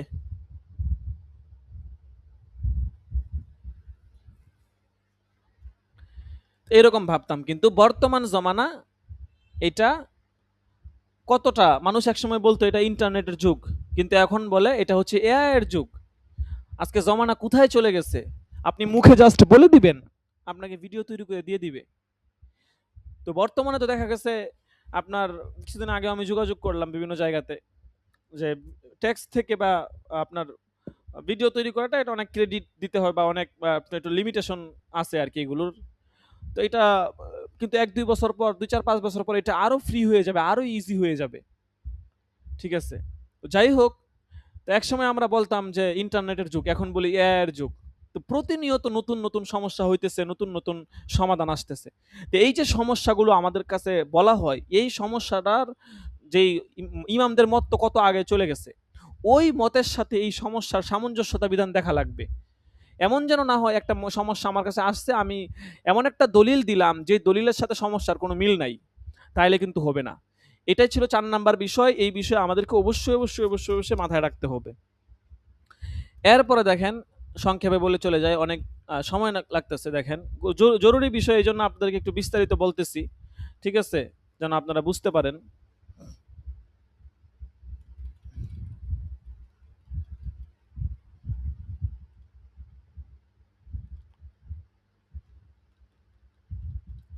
আল আমরুল খামিসু, 5 নাম্বার বিষয়, সংক্ষেপে এটা বলতেছে, আন্নাল ফতোয়া কদ তাখতালিফু বিইখতিলাফিল আশখাসি নাজরান ইলা খুসুসি আহওয়ালিহিম, যে খাস অবস্থার দিক দিয়ে ব্যক্তির বিভিন্নতায়, অনুরূপভাবে হুরুফের মানে বিভিন্নতার কারণে বা যুগের পরিবর্তনের কারণে অনেক সময় ফতুয়াও ভিন্ন হয়। এটা তো আপনারা জানেনই। ঠিক আছে, যে উরুফের কারণে কাওয়াইদে ফিকার মধ্যেও পড়ছেন যে উরুফের কারণে ফতুয়া ভিন্ন হয়, এক এক সময় এক এক ফতুয়া দেওয়া হয়, উরুফের কারণে এটা হয়ে যায়। ঠিক আছে, যেমন একটা উদাহরণ দিয়ে শেষ করি। অনেক জায়গাতে, অনেক সমাজ এটা প্রচলন আছে যে শনিবার দিন শ্রমিকদের মজুরি দেওয়া হয়, এটা সাপ্তাহিক ডে, এই দিন মজুরি দেওয়া হয়, এছাড়া অন্য কোনো দিন শ্রমিকদের মজুরি দেওয়া হয় না। এখন কোনো উরুফের মধ্যে ধরেন এটা প্রচলন আছে, এখন শনিবার দিনেই মজুরি সে নিবে, এখানে সে একদিন কাজ করে মজুরি চাইতে পারবে, এটা উরুফের প্রচলন। আবার কোনো কোনো উরুফে যদি এই প্রচলন থাকে যে দৈনিকের কাজ করে দৈনিক সে মজুরি নেয়, তাহলে সেখানে সে এটা নিতে পারবে। আর সেখানে এটা বলারও প্রয়োজন নাই, ভাই আজকের কাজ শেষ হলে আমার টাকা দিতে হইব। কিন্তু ওই উরুফের মধ্যে যেখানে 1 সপ্তাহ পরে মজুরি দেওয়া হয়, সেখানে কিন্তু আপনি একদিন পরে চাইতে পারবেন না, আপনি বলতে পারবেন ভাই আজকে তো আমি কাজ করছি, আমার টাকা দেন না কেন, কারণ এটা উরুফের প্রচলন, উরুফের প্রচলনে 7 দিন পরে মজুরি দেওয়া হয়। তাহলে এই যে উরুফের কারণে মাসআলার মধ্যে তারতম্যতা, পার্থক্যতা, এই জিনিসটা আমাকে আপনাকে বুঝতে হবে। যে একটা মাসলা আসছে, ফতোয়া দিয়ে দিলাম, এটা হলে চলবে না, অবশ্যই আমাকে মাল্লাম ইয়ারিফ আহলা জামানিহি ফাহুয়া জাহিলুন, যেই ব্যক্তি তার জমানার হালত সম্পর্কে জানে না, সে হচ্ছে অজ্ঞ মূর্খ ব্যক্তি। ঠিক আছে, কাজেই একজন আলেমের উচিত হচ্ছে সে তার জমানার অবস্থা, হালত, উরুফ, আদত ইত্যাদি বিষয়গুলোর প্রতি সে খেয়াল রাখবে। এটা ছিল 5 নাম্বার। 6 নাম্বার বিষয়, আল আমরুস সাদিসু আন্না কাসীরাম মিনাল মাসাইলিল জাদিদাতি তুনশাউ ফি কুল্লি আসরিন, ওয়া বলতেছে ওয়া হাদাসাত ফি আসরিনা হাদা বিসিফাতিন খাসাতিন, যে প্রত্যেক যুগেই বিভিন্ন নতুন নতুন সমস্যা, মাসআলা সৃষ্টি হচ্ছে, আমাদের এই যুগেও অনেক ধরনের সমস্যার মানে সম্মুখীন আমরা হচ্ছি। জীবন পরিবর্তন হচ্ছে, জীবন জীবিকা সবকিছুই পরিবর্তিত হচ্ছে। বলতেছে পূর্ববর্তী মুস্তাহিদ যারা ছিল তাদের ধারণাও ছিল না যে এরকম কোনো কিছু ঘটবে। এখন মুসান্নেফ বলতেছেন যে তাদের কিতাবাদিতে কিন্তু এরকম ঘটনা বা এরকম সমাধান পাওয়া যায় না যে এটা উল্লেখ করলেই হাত্তা ইউনকালা বিআইনিহি, যে এটা হুবহু উল্লেখ করলেই সমাধান হয়ে যাবে, এরকম কিন্তু হয় না। সেক্ষেত্রে কি করবে বলতেছে ওয়া ইন্নামা ইয়াহতাজুল মুফতি আল মুআসিরু ফি মারিফাতি হুকমিহা। এটার মতো আরেকটা গেছে আগে।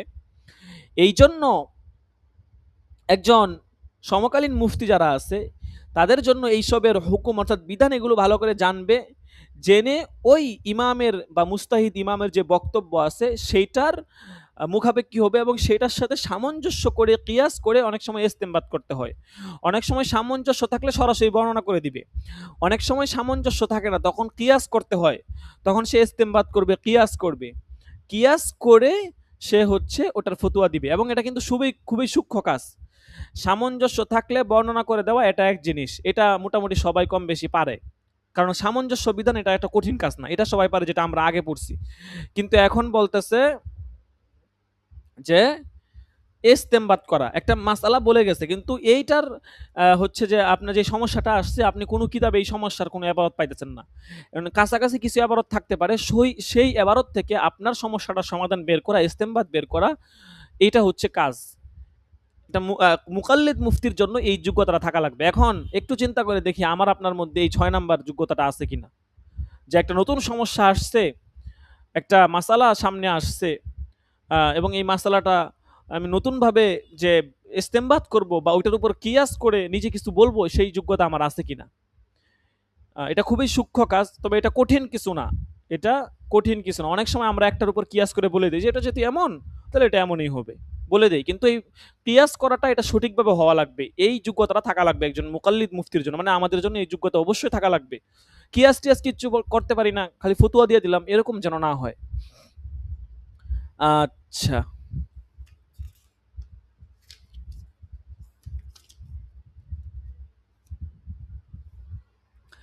এই ৬টা আ ৬টা বিষয় ছিল। এই ৬টা বিষয় একজন মুকাল্লিদ মুফতির জন্য অবশ্যই এই ৬টা বিষয়ের প্রতি খেয়াল রাখতে হবে।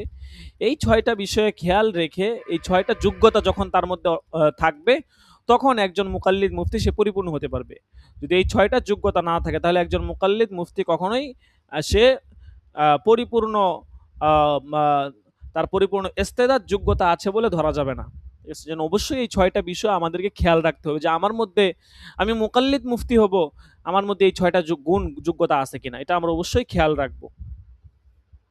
এখান থেকে দ্বিতীয় মূলনীতি বলবে, কয়েকটা মূলনীতির কথা বলছিল যে কয়েকটা মূলনীতি আমরা বলবো, এটা হচ্ছে দ্বিতীয় মূলনীতি। ঠিক আছে, এটা সম্পর্কে আমরা আলোচনা কম বেশি পড়বো। ঠিক আছে, বিশেষ করে শরহে আকায়েদের মধ্যে পড়বো, শরহে উকুদের মধ্যে আর কি এটার আলোচনা যাবে, কাজে এখানে আর এটা নিয়ে আলোচনা করতে চাইতেছি না। ঠিক আছে, যে ইদা কানাতিল মাসআলাতু লাইসা ফিহা ইল্লা কওলুন ওয়াহিদুন লিল ফুকাহা ইল হানাফিয়্যা আল মুতাকাদ্দিমিন মিনহুল মুতাআখিরিন তাআয়্যানা আল আখযু বিহি। ঠিক আছে, যে যখন কোনো মাসআলায় পূর্ববর্তী পরবর্তী হানাফি ফকিদের একটা মাত্র মত থাকবে, তখন আলেমদের জন্য ওই একটা মতেই গ্রহণ করাটা নির্দিষ্ট হয়ে যাবে। ঠিক আছে, এটা ছিল ২ নাম্বার মূলনীতি। ৩ নাম্বার মূলনীতি হচ্ছে যখন কোনো মাসআলায় ইমাম আবু হানিফা থেকে ২টা বর্ণনা থাকবে, তখন ২টার মধ্যে যেটা শেষের বর্ণনা, যেটা ইমাম আবু হানিফা পছন্দ করতেন, ওই বর্ণনা গ্রহণ করতে হবে। যদি যেটা পছন্দ তিনি করতেন না বা যেটার তার থেকে রাজা না, সেটা গ্রহণ করা যাবে না। ঠিক আছে, যদি ইমাম আজম থেকে না থাকে, ইমাম আবু ইউসুফ থেকে নিতে হবে। ইমাম আবু ইউসুফ থেকে না থাকলে ইমাম মুহাম্মদ থেকে নিতে হবে, ইমাম মুহাম্মদ যেটা পছন্দ করতেন সেটা। ইমাম মুহাম্মদ থেকে না থাকলে ইমাম জুফার থেকে নিতে হবে, ইমাম জুফার থেকে না থাকলে হাসান ইবনে জিয়াদ থেকে নিতে হবে। ঠিক আছে, এইভাবে পর্যায়ক্রমে নিচের দিকে আসতে হবে। ঠিক আছে, তো এই আলোচনাগুলো অবশ্যই মূলনীতিগুলো আপনার শরহে উকুদের মধ্যে যাবে। ঠিক আছে, এবং এখানে একটু বিস্তারিত আলোচনা করছে। ঠিক আছে, শরহে উকুদের মধ্যে ইনশাআল্লাহ আমরা এগুলো পড়বো। আচ্ছা, এটা ছিল ৩ নাম্বার মূলনীতি, ২ নাম্বারটাও বললাম। ঠিক আছে, এরপরে আসি, দেখি নিচের দিকে যাই।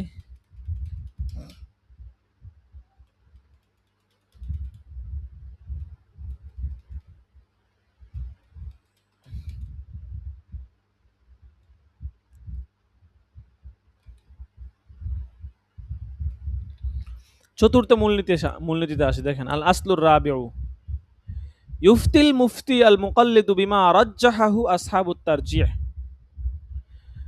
চতুর্থ মূলনীতি হচ্ছে একজন মুফতি মুকাল্লিদ ইউফতি, সে ফতুয়া দিবে ওই মত অনুযায়ী বিমা রাজ্জাহাহু আসহাবুত তারজিহ, আসহাবে তারজিহ যেই মতটাকে প্রাধান্য দিয়েছেন মিন মাশাইখিল হানাফিয়া, হানাফি মাশায়েখরা অনেক মত অনেক কৌল বলেছেন। আসহাবে তারজিহ যারা, তারা হচ্ছে যে প্রাধান্য দেয় কোনটা গ্রহণ করতে হবে কোনটা গ্রহণ করতে হবে, তারা প্রাধান্য দেয়। এখন একজন মুফতি সে কোনটা নিবে, বলতেছে আসহাবে তারজিহ যেটা প্রাধান্য দিয়েছেন সেটা সে গ্রহণ করবে। এবং যেই মতটাকে প্রাধান্য দেওয়া হয় নাই, লা ইউখাযু বিল আকওয়ালিল মারজুহা, কওলে মারজুহা মানে প্রত্যাখ্যাত মত আর কি, সেইগুলো সে গ্রহণ করবে না।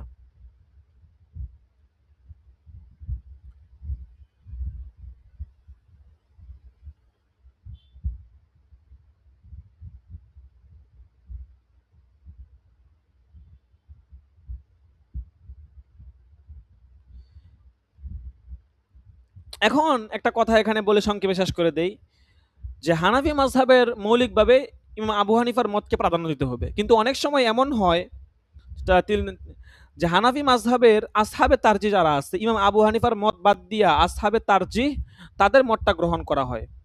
এর কারণ কি? ইবনে আবেদিন শামী রহমতুল্লাহ এর কারণ হিসেবে বলেছেন যে এই যে ফকি যারা আছে, ইমাম আবু হানিফার এই দলিলের অবগতি যখন লাভ করেন, তিনি কিসের ভিত্তিতে ওই মত প্রকাশ করেছেন তা তারা ভালো করে জানেন।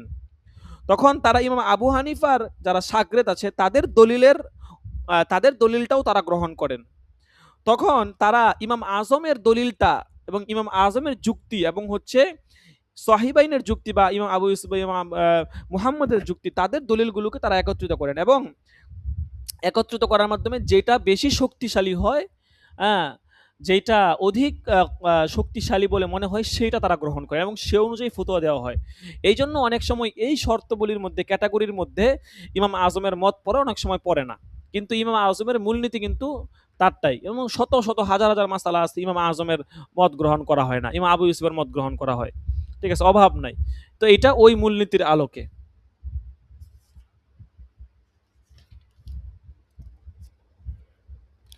এরপরে এখানে সংক্ষেপে আসহাবে তারজিহের দুইটা গুণ বলছে। এক নাম্বার হচ্ছে তারা হানাফি মাযহাবকে পরিমার্জন করা এবং লিপিবদ্ধকরণের কাজে আত্মনিয়োগ করেছিলেন। দুই নাম্বার হচ্ছে তারা ইজতিহাদের যোগ্যতা সম্পন্ন ছিলেন। কাজেই আসহাবে তারজি যারা আছে, হ্যাঁ, তারা হচ্ছে যে আপনার ইজতিহাদ করতে পারে না। দেখেন এখানে বলছে যে আল আউয়ালু আল উলা আন্নাহুম নাসাবু আনফুসাহুম লিতানকিহি মাযহাবিল হানাফিয়্যা ওয়া তাহরিরিহি, তারা হানাফি মাযহাবকে সম্পাদনা পরিমার্জনের পিছনে পড়েছিলেন। ওয়া সানিয়া আন্নাহুম মিন আহলিল ইজতিহাদ আল্লাযীনা হুম মুখাতিবুনা বিকৌলিল ইমাম আবি হানিফাতা ওয়া আসহাবিহি রাহিমাহুমুল্লাহু তাআলা, যে তারা ইজতিহাদের যোগ্যতা সম্পন্ন ছিলেন। এইজন্যই ইমাম আজমের যে কৌলটা ছিল যে লা ইয়াহিল্লু লি আহাদিন, কারোর জন্য বৈধ নয় এই কথা বলা, যে আই ইউফতা বিকৌলিনা হাত্তা ইয়ালামা মিন আইনা কুলনা, এই কথাটা এই আসহাবে তারজির জন্য প্রযোজ্য। ইমাম আজম আবু হানিফা এবং অন্যান্য ইমামরা তারা নিজেরাই বলেছেন যে কোনো ব্যক্তির জন্য বা উদ্দেশ্য হচ্ছে মানে আসহাবে তারজি বা মুস্তাহিদ ফিল মাযহাব, মুস্তাহিদ ফিল মাযহাব যারা আছে তাদের জন্য কোনোভাবেই বৈধ নয়। তারা হচ্ছে যে ইমামদের মানে আমাদের কোনো কথাকে নকল করবে কিন্তু কোত্থেকে বলছে সেটা বলতে পারবে না। তো আমাদের এরকম কথা নকল করার অধিকার তাদের নাই, এটা ইমাম আজম নিজেই বলে গিয়েছেন। কাজেই এই জন্য ওনারা এই সমস্ত মূলনীতিকে সামনে রেখেই কিন্তু ফতুয়া ঘাটাঘাটি মাসলা প্রদান করে থাকেন। এরপরে হচ্ছে আসলে খামেস, পঞ্চম মূলনীতি, সেটা হচ্ছে যে শুধুমাত্র মাযহাবের নির্ভরযোগ্য কিতাব যেগুলো আছে এগুলোর উপরে সে মানে হচ্ছে যে আপনার নির্ভর করবে আর কি। ওয়ালা ইয়াতামিদা বিআকওয়ালিন মানকুলাতিন ফি কুতুবিন গায়রি মুতাবিরা, অনির্ভরযোগ্য কিতাবসমূহের যেই মত আছে সেগুলোর উপর তারা কি করবে না, মানে দৃষ্টি ফিরাবে না। এখন এখন এখানে বলতেছে যে একটা কিতাব অনির্ভরযোগ্য কেন হয়, ঠিক আছে। এখন অনির্ভরযোগ্য হওয়ার অনেকগুলো কারণ এখানে বলবে। অনেক সময় বলি না যে আমরা এই কিতাবটা বেশি গ্রহণযোগ্য না বা এই সেই, আসলে একটা কিতাব অনির্ভরযোগ্য কেন হয়, অনেকগুলো কারণ থাকে। কিছু কারণ এখানে বলবে।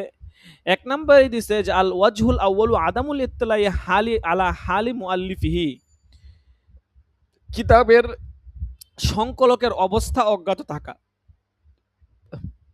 অর্থাৎ কিতাবটা কে রচনা করেছেন, তার অবস্থাটা কি, তার জীবনী কি, ঠিক আছে, তিনি নির্ভরযোগ্য কিনা, হুম, তিনি রাজেহ নাকি মারজুহ, ঠিক আছে, তিনি কতটুকু মুতামাদ আলাইহি ইত্যাদি ইত্যাদি বিষয়গুলো জানা থাকে না, ঠিক আছে। যেমন খিজানাতুর রেওয়ায়াত একটা কিতাব আছে, এই কিতাবের সংকলক হচ্ছে অপরিচিত,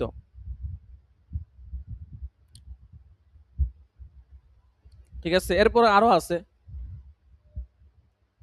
বুঝতে পারছেন, আরো এরকম অনেক কিতাব আছে যেগুলোর আপনার নেওয়ায়াত কার থেকে রেওয়ায়াত হয়েছে, কে লিখছে, এগুলো জানা যায় না। এই সমস্ত কারণে কিন্তু একটা কিতাব অনির্ভরযোগ্য হয়। ২ নাম্বার বলছে জামউল মুআল্লিফি রিওয়ায়াতিন দাঈফাতিন, সংকলক তার কিতাবে দুর্বল রেওয়ায়াত বর্ণনা করা। অনেক সময় একটা একটার মধ্যে দেখছে একাধিক দুর্বল রেওয়ায়াত নিয়ে আসে, ঠিক আছে। তো এরকম দুর্বল রেওয়ায়াত আনলে তখন কিতাবটা আর গ্রহণযোগ্য মুতাবার থাকে না, ঠিক আছে। কিতাব দুর্বল হওয়ার এটাও অন্যতম একটা গুরুত্বপূর্ণ কারণ।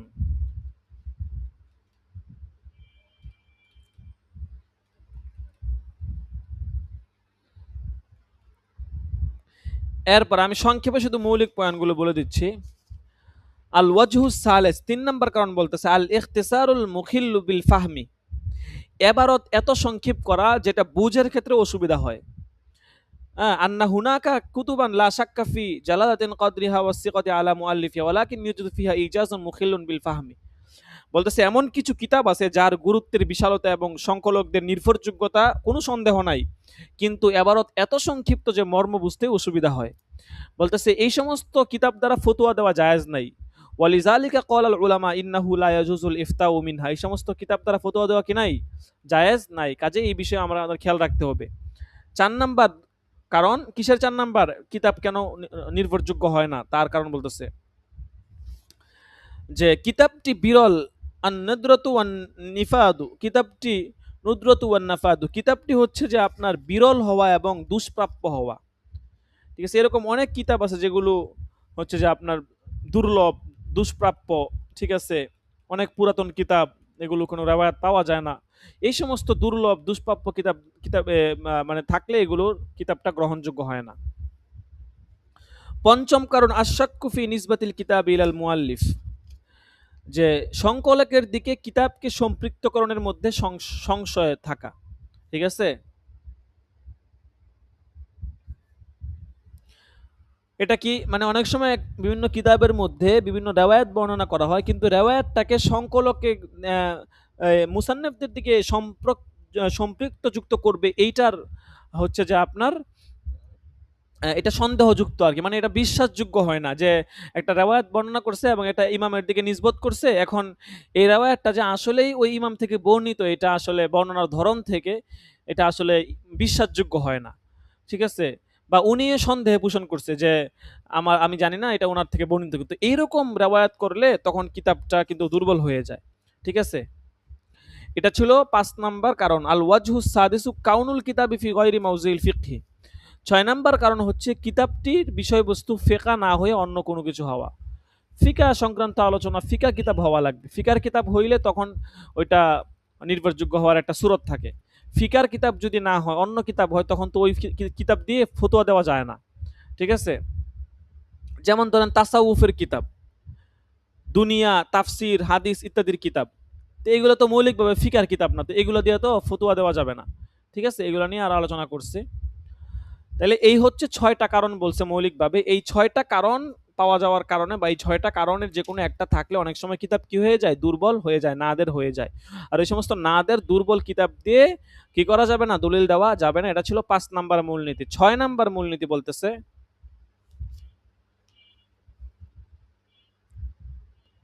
আচ্ছা যাই হোক, অনেক সময় হয়ে গেছে, ঠিক আছে, আজকে এতটুকুই থাকুক ইনশাল্লাহ। ৬ নাম্বার মূলনীতি থেকে আমরা ইনশাল্লাহ আগামী সবকে পড়বো, ঠিক আছে। যে এই মূলনীতিগুলো অবশ্যই অবশ্যই অবশ্যই অবশ্যই মাথায় রাখবো একজন মুফতির জন্য। শুরুতে আহলিয়া, তার কি কি যোগ্যতা থাকা চাই, ঠিক আছে, এগুলো আমরা অবশ্যই মাথায় রাখবো। এবং আজকে অনেক গুরুত্বপূর্ণ কিছু পড়া গেছে, মহল্লে ইমতিহান গেছে, ঠিক আছে, এগুলো খেয়াল রাখবো।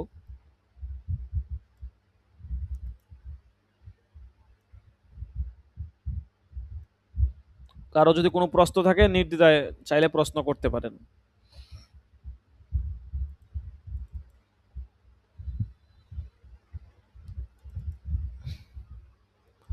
আর আপনারা হচ্ছে যে আমাদের ওয়েবসাইট ভিজিট করতে পারেন www.mrislamia.com। এটা লিখে সার্চ দিলে ইনশাল্লাহ পেয়ে যাবেন, বা আমাকে নোটতে আমি লিঙ্ক দিয়ে দিব। মাদ্রাসাতুর রহমানুল ইসলাম এটা লিখে সার্চ দিলে গুগলে পেয়ে যাবেন। তো ওয়েবসাইট ভিজিট করলে সেখানে হচ্ছে যে আপনারা প্রশ্ন পাবেন, মানে বিগত 4টা ব্যাচের কোন পরীক্ষার প্রশ্ন কেমন ছিল এটা ওখানে দেখতে পারবেন। তাহলে আপনাদের একটা আইডিয়া হয়ে যাবে যে পরীক্ষা যেহেতু দিব প্রশ্নগুলো কেমন হবে, দেখলে একটা আইডিয়া হবে। তো ইনশাল্লাহ আমরা প্রশ্নগুলো অবশ্যই দেখব, যেহেতু পরীক্ষার বেশি দিন নাই, ঠিক আছে, একদম নিকটে। সবাই পরীক্ষার জন্য প্রস্তুতি নেন, ঠিক আছে, যারা খাতা কলম ইত্যাদি যাদের যা কেনার দরকার সব কিছু কিনে কিনে প্রস্তুতি নেন। আচ্ছা ঠিক আছে, তাইলে হাজিরা টাকা হচ্ছে হাজিরা দিয়ে দিব।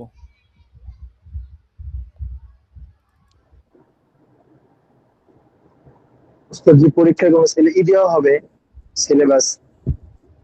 সিলেবাস পরীক্ষার আগে দিয়ে দেওয়া হবে ইনশাল্লাহ। আর গত বছর প্রথম সময় পরীক্ষার প্রশ্নগুলো কেমন হয় ওরকম ধারণা নেওয়ার জন্য প্রশ্নগুলো আছে আগে? ওয়েবসাইটে আছে, ওখান থেকে ভিজিট করে কষ্ট করে দেখে নিয়েন, ওয়েবসাইটে আছে, সবগুলো ওয়েবসাইটে আছে। ধন্যবাদ। জি জি। সাবেত আহমদ,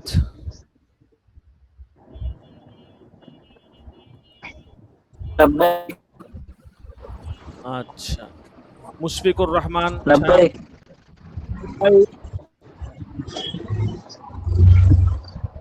মুজাম্মিল হক আছে 7 নাম্বার দাখেলা।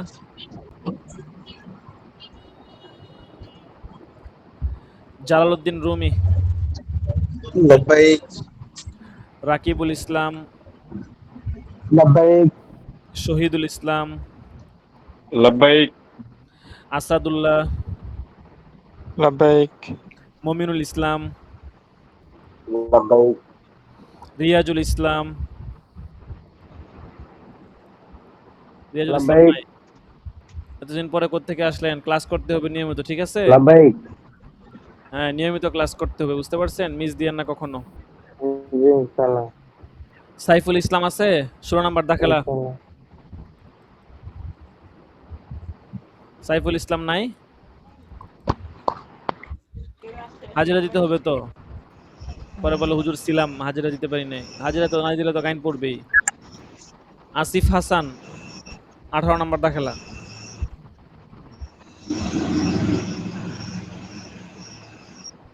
আল আমিন 21 নাম্বার দাখেলা। লাব্বাইক। নাজিম শেখ 23 নাম্বার দাখেলা। লাব্বাইক। তাসলিম হুসাইন 25।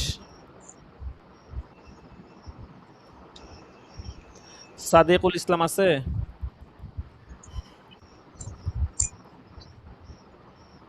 সাদিকুল ইসলাম নাই? সাদিকুল ইসলাম।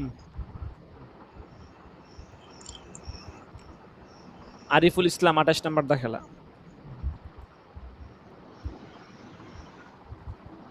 আরিফুল ইসলাম। হুসাইন আহমদ। মিজানুর রহমান।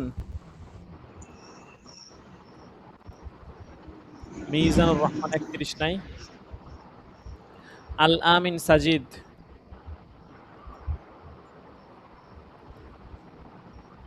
হাসানুর রহমান 33। লাব্বাইক। মাহদি হাসান। লাব্বাইক। শোয়েব আহমদ। শোয়েব আহমদ নাই? আব্দুল্লাহ নুমান। লাব্বাইক। লাব্বাইক হুজুর। লাব্বাইক। কে লাব্বাইক দিছেন? আব্দুল্লাহ নুমান? জি জি জি উস্তাদ জি। আচ্ছা, তাহলে শোয়েব আহমদ নাই। আচ্ছা ঠিক আছে, তো আজকে এ পর্যন্তই। অনেক সুন্দর ক্লাস হলো। ইনশাল্লাহ আমরা সকলেই বুধবার দিন সময় মতো চলে আসবো, আরো লম্বা সময় ক্লাস হবে ইনশাল্লাহ। সকলে ভালো থাকবেন, সুস্থ থাকবেন। ইনশাআল্লাহ বুধবার দিন আবারও দেখা সাক্ষাৎ হবে, কথাবার্তা হবে। ততক্ষণ পর্যন্ত ভালো থাকবেন, সুস্থ থাকবেন। আল্লাহ হাফেজ।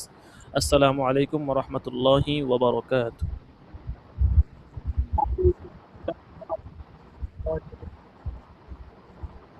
ওয়ালাইকুম আসসালাম ওয়া রাহমাতুল্লাহি ওয়া বারাকাতুহু।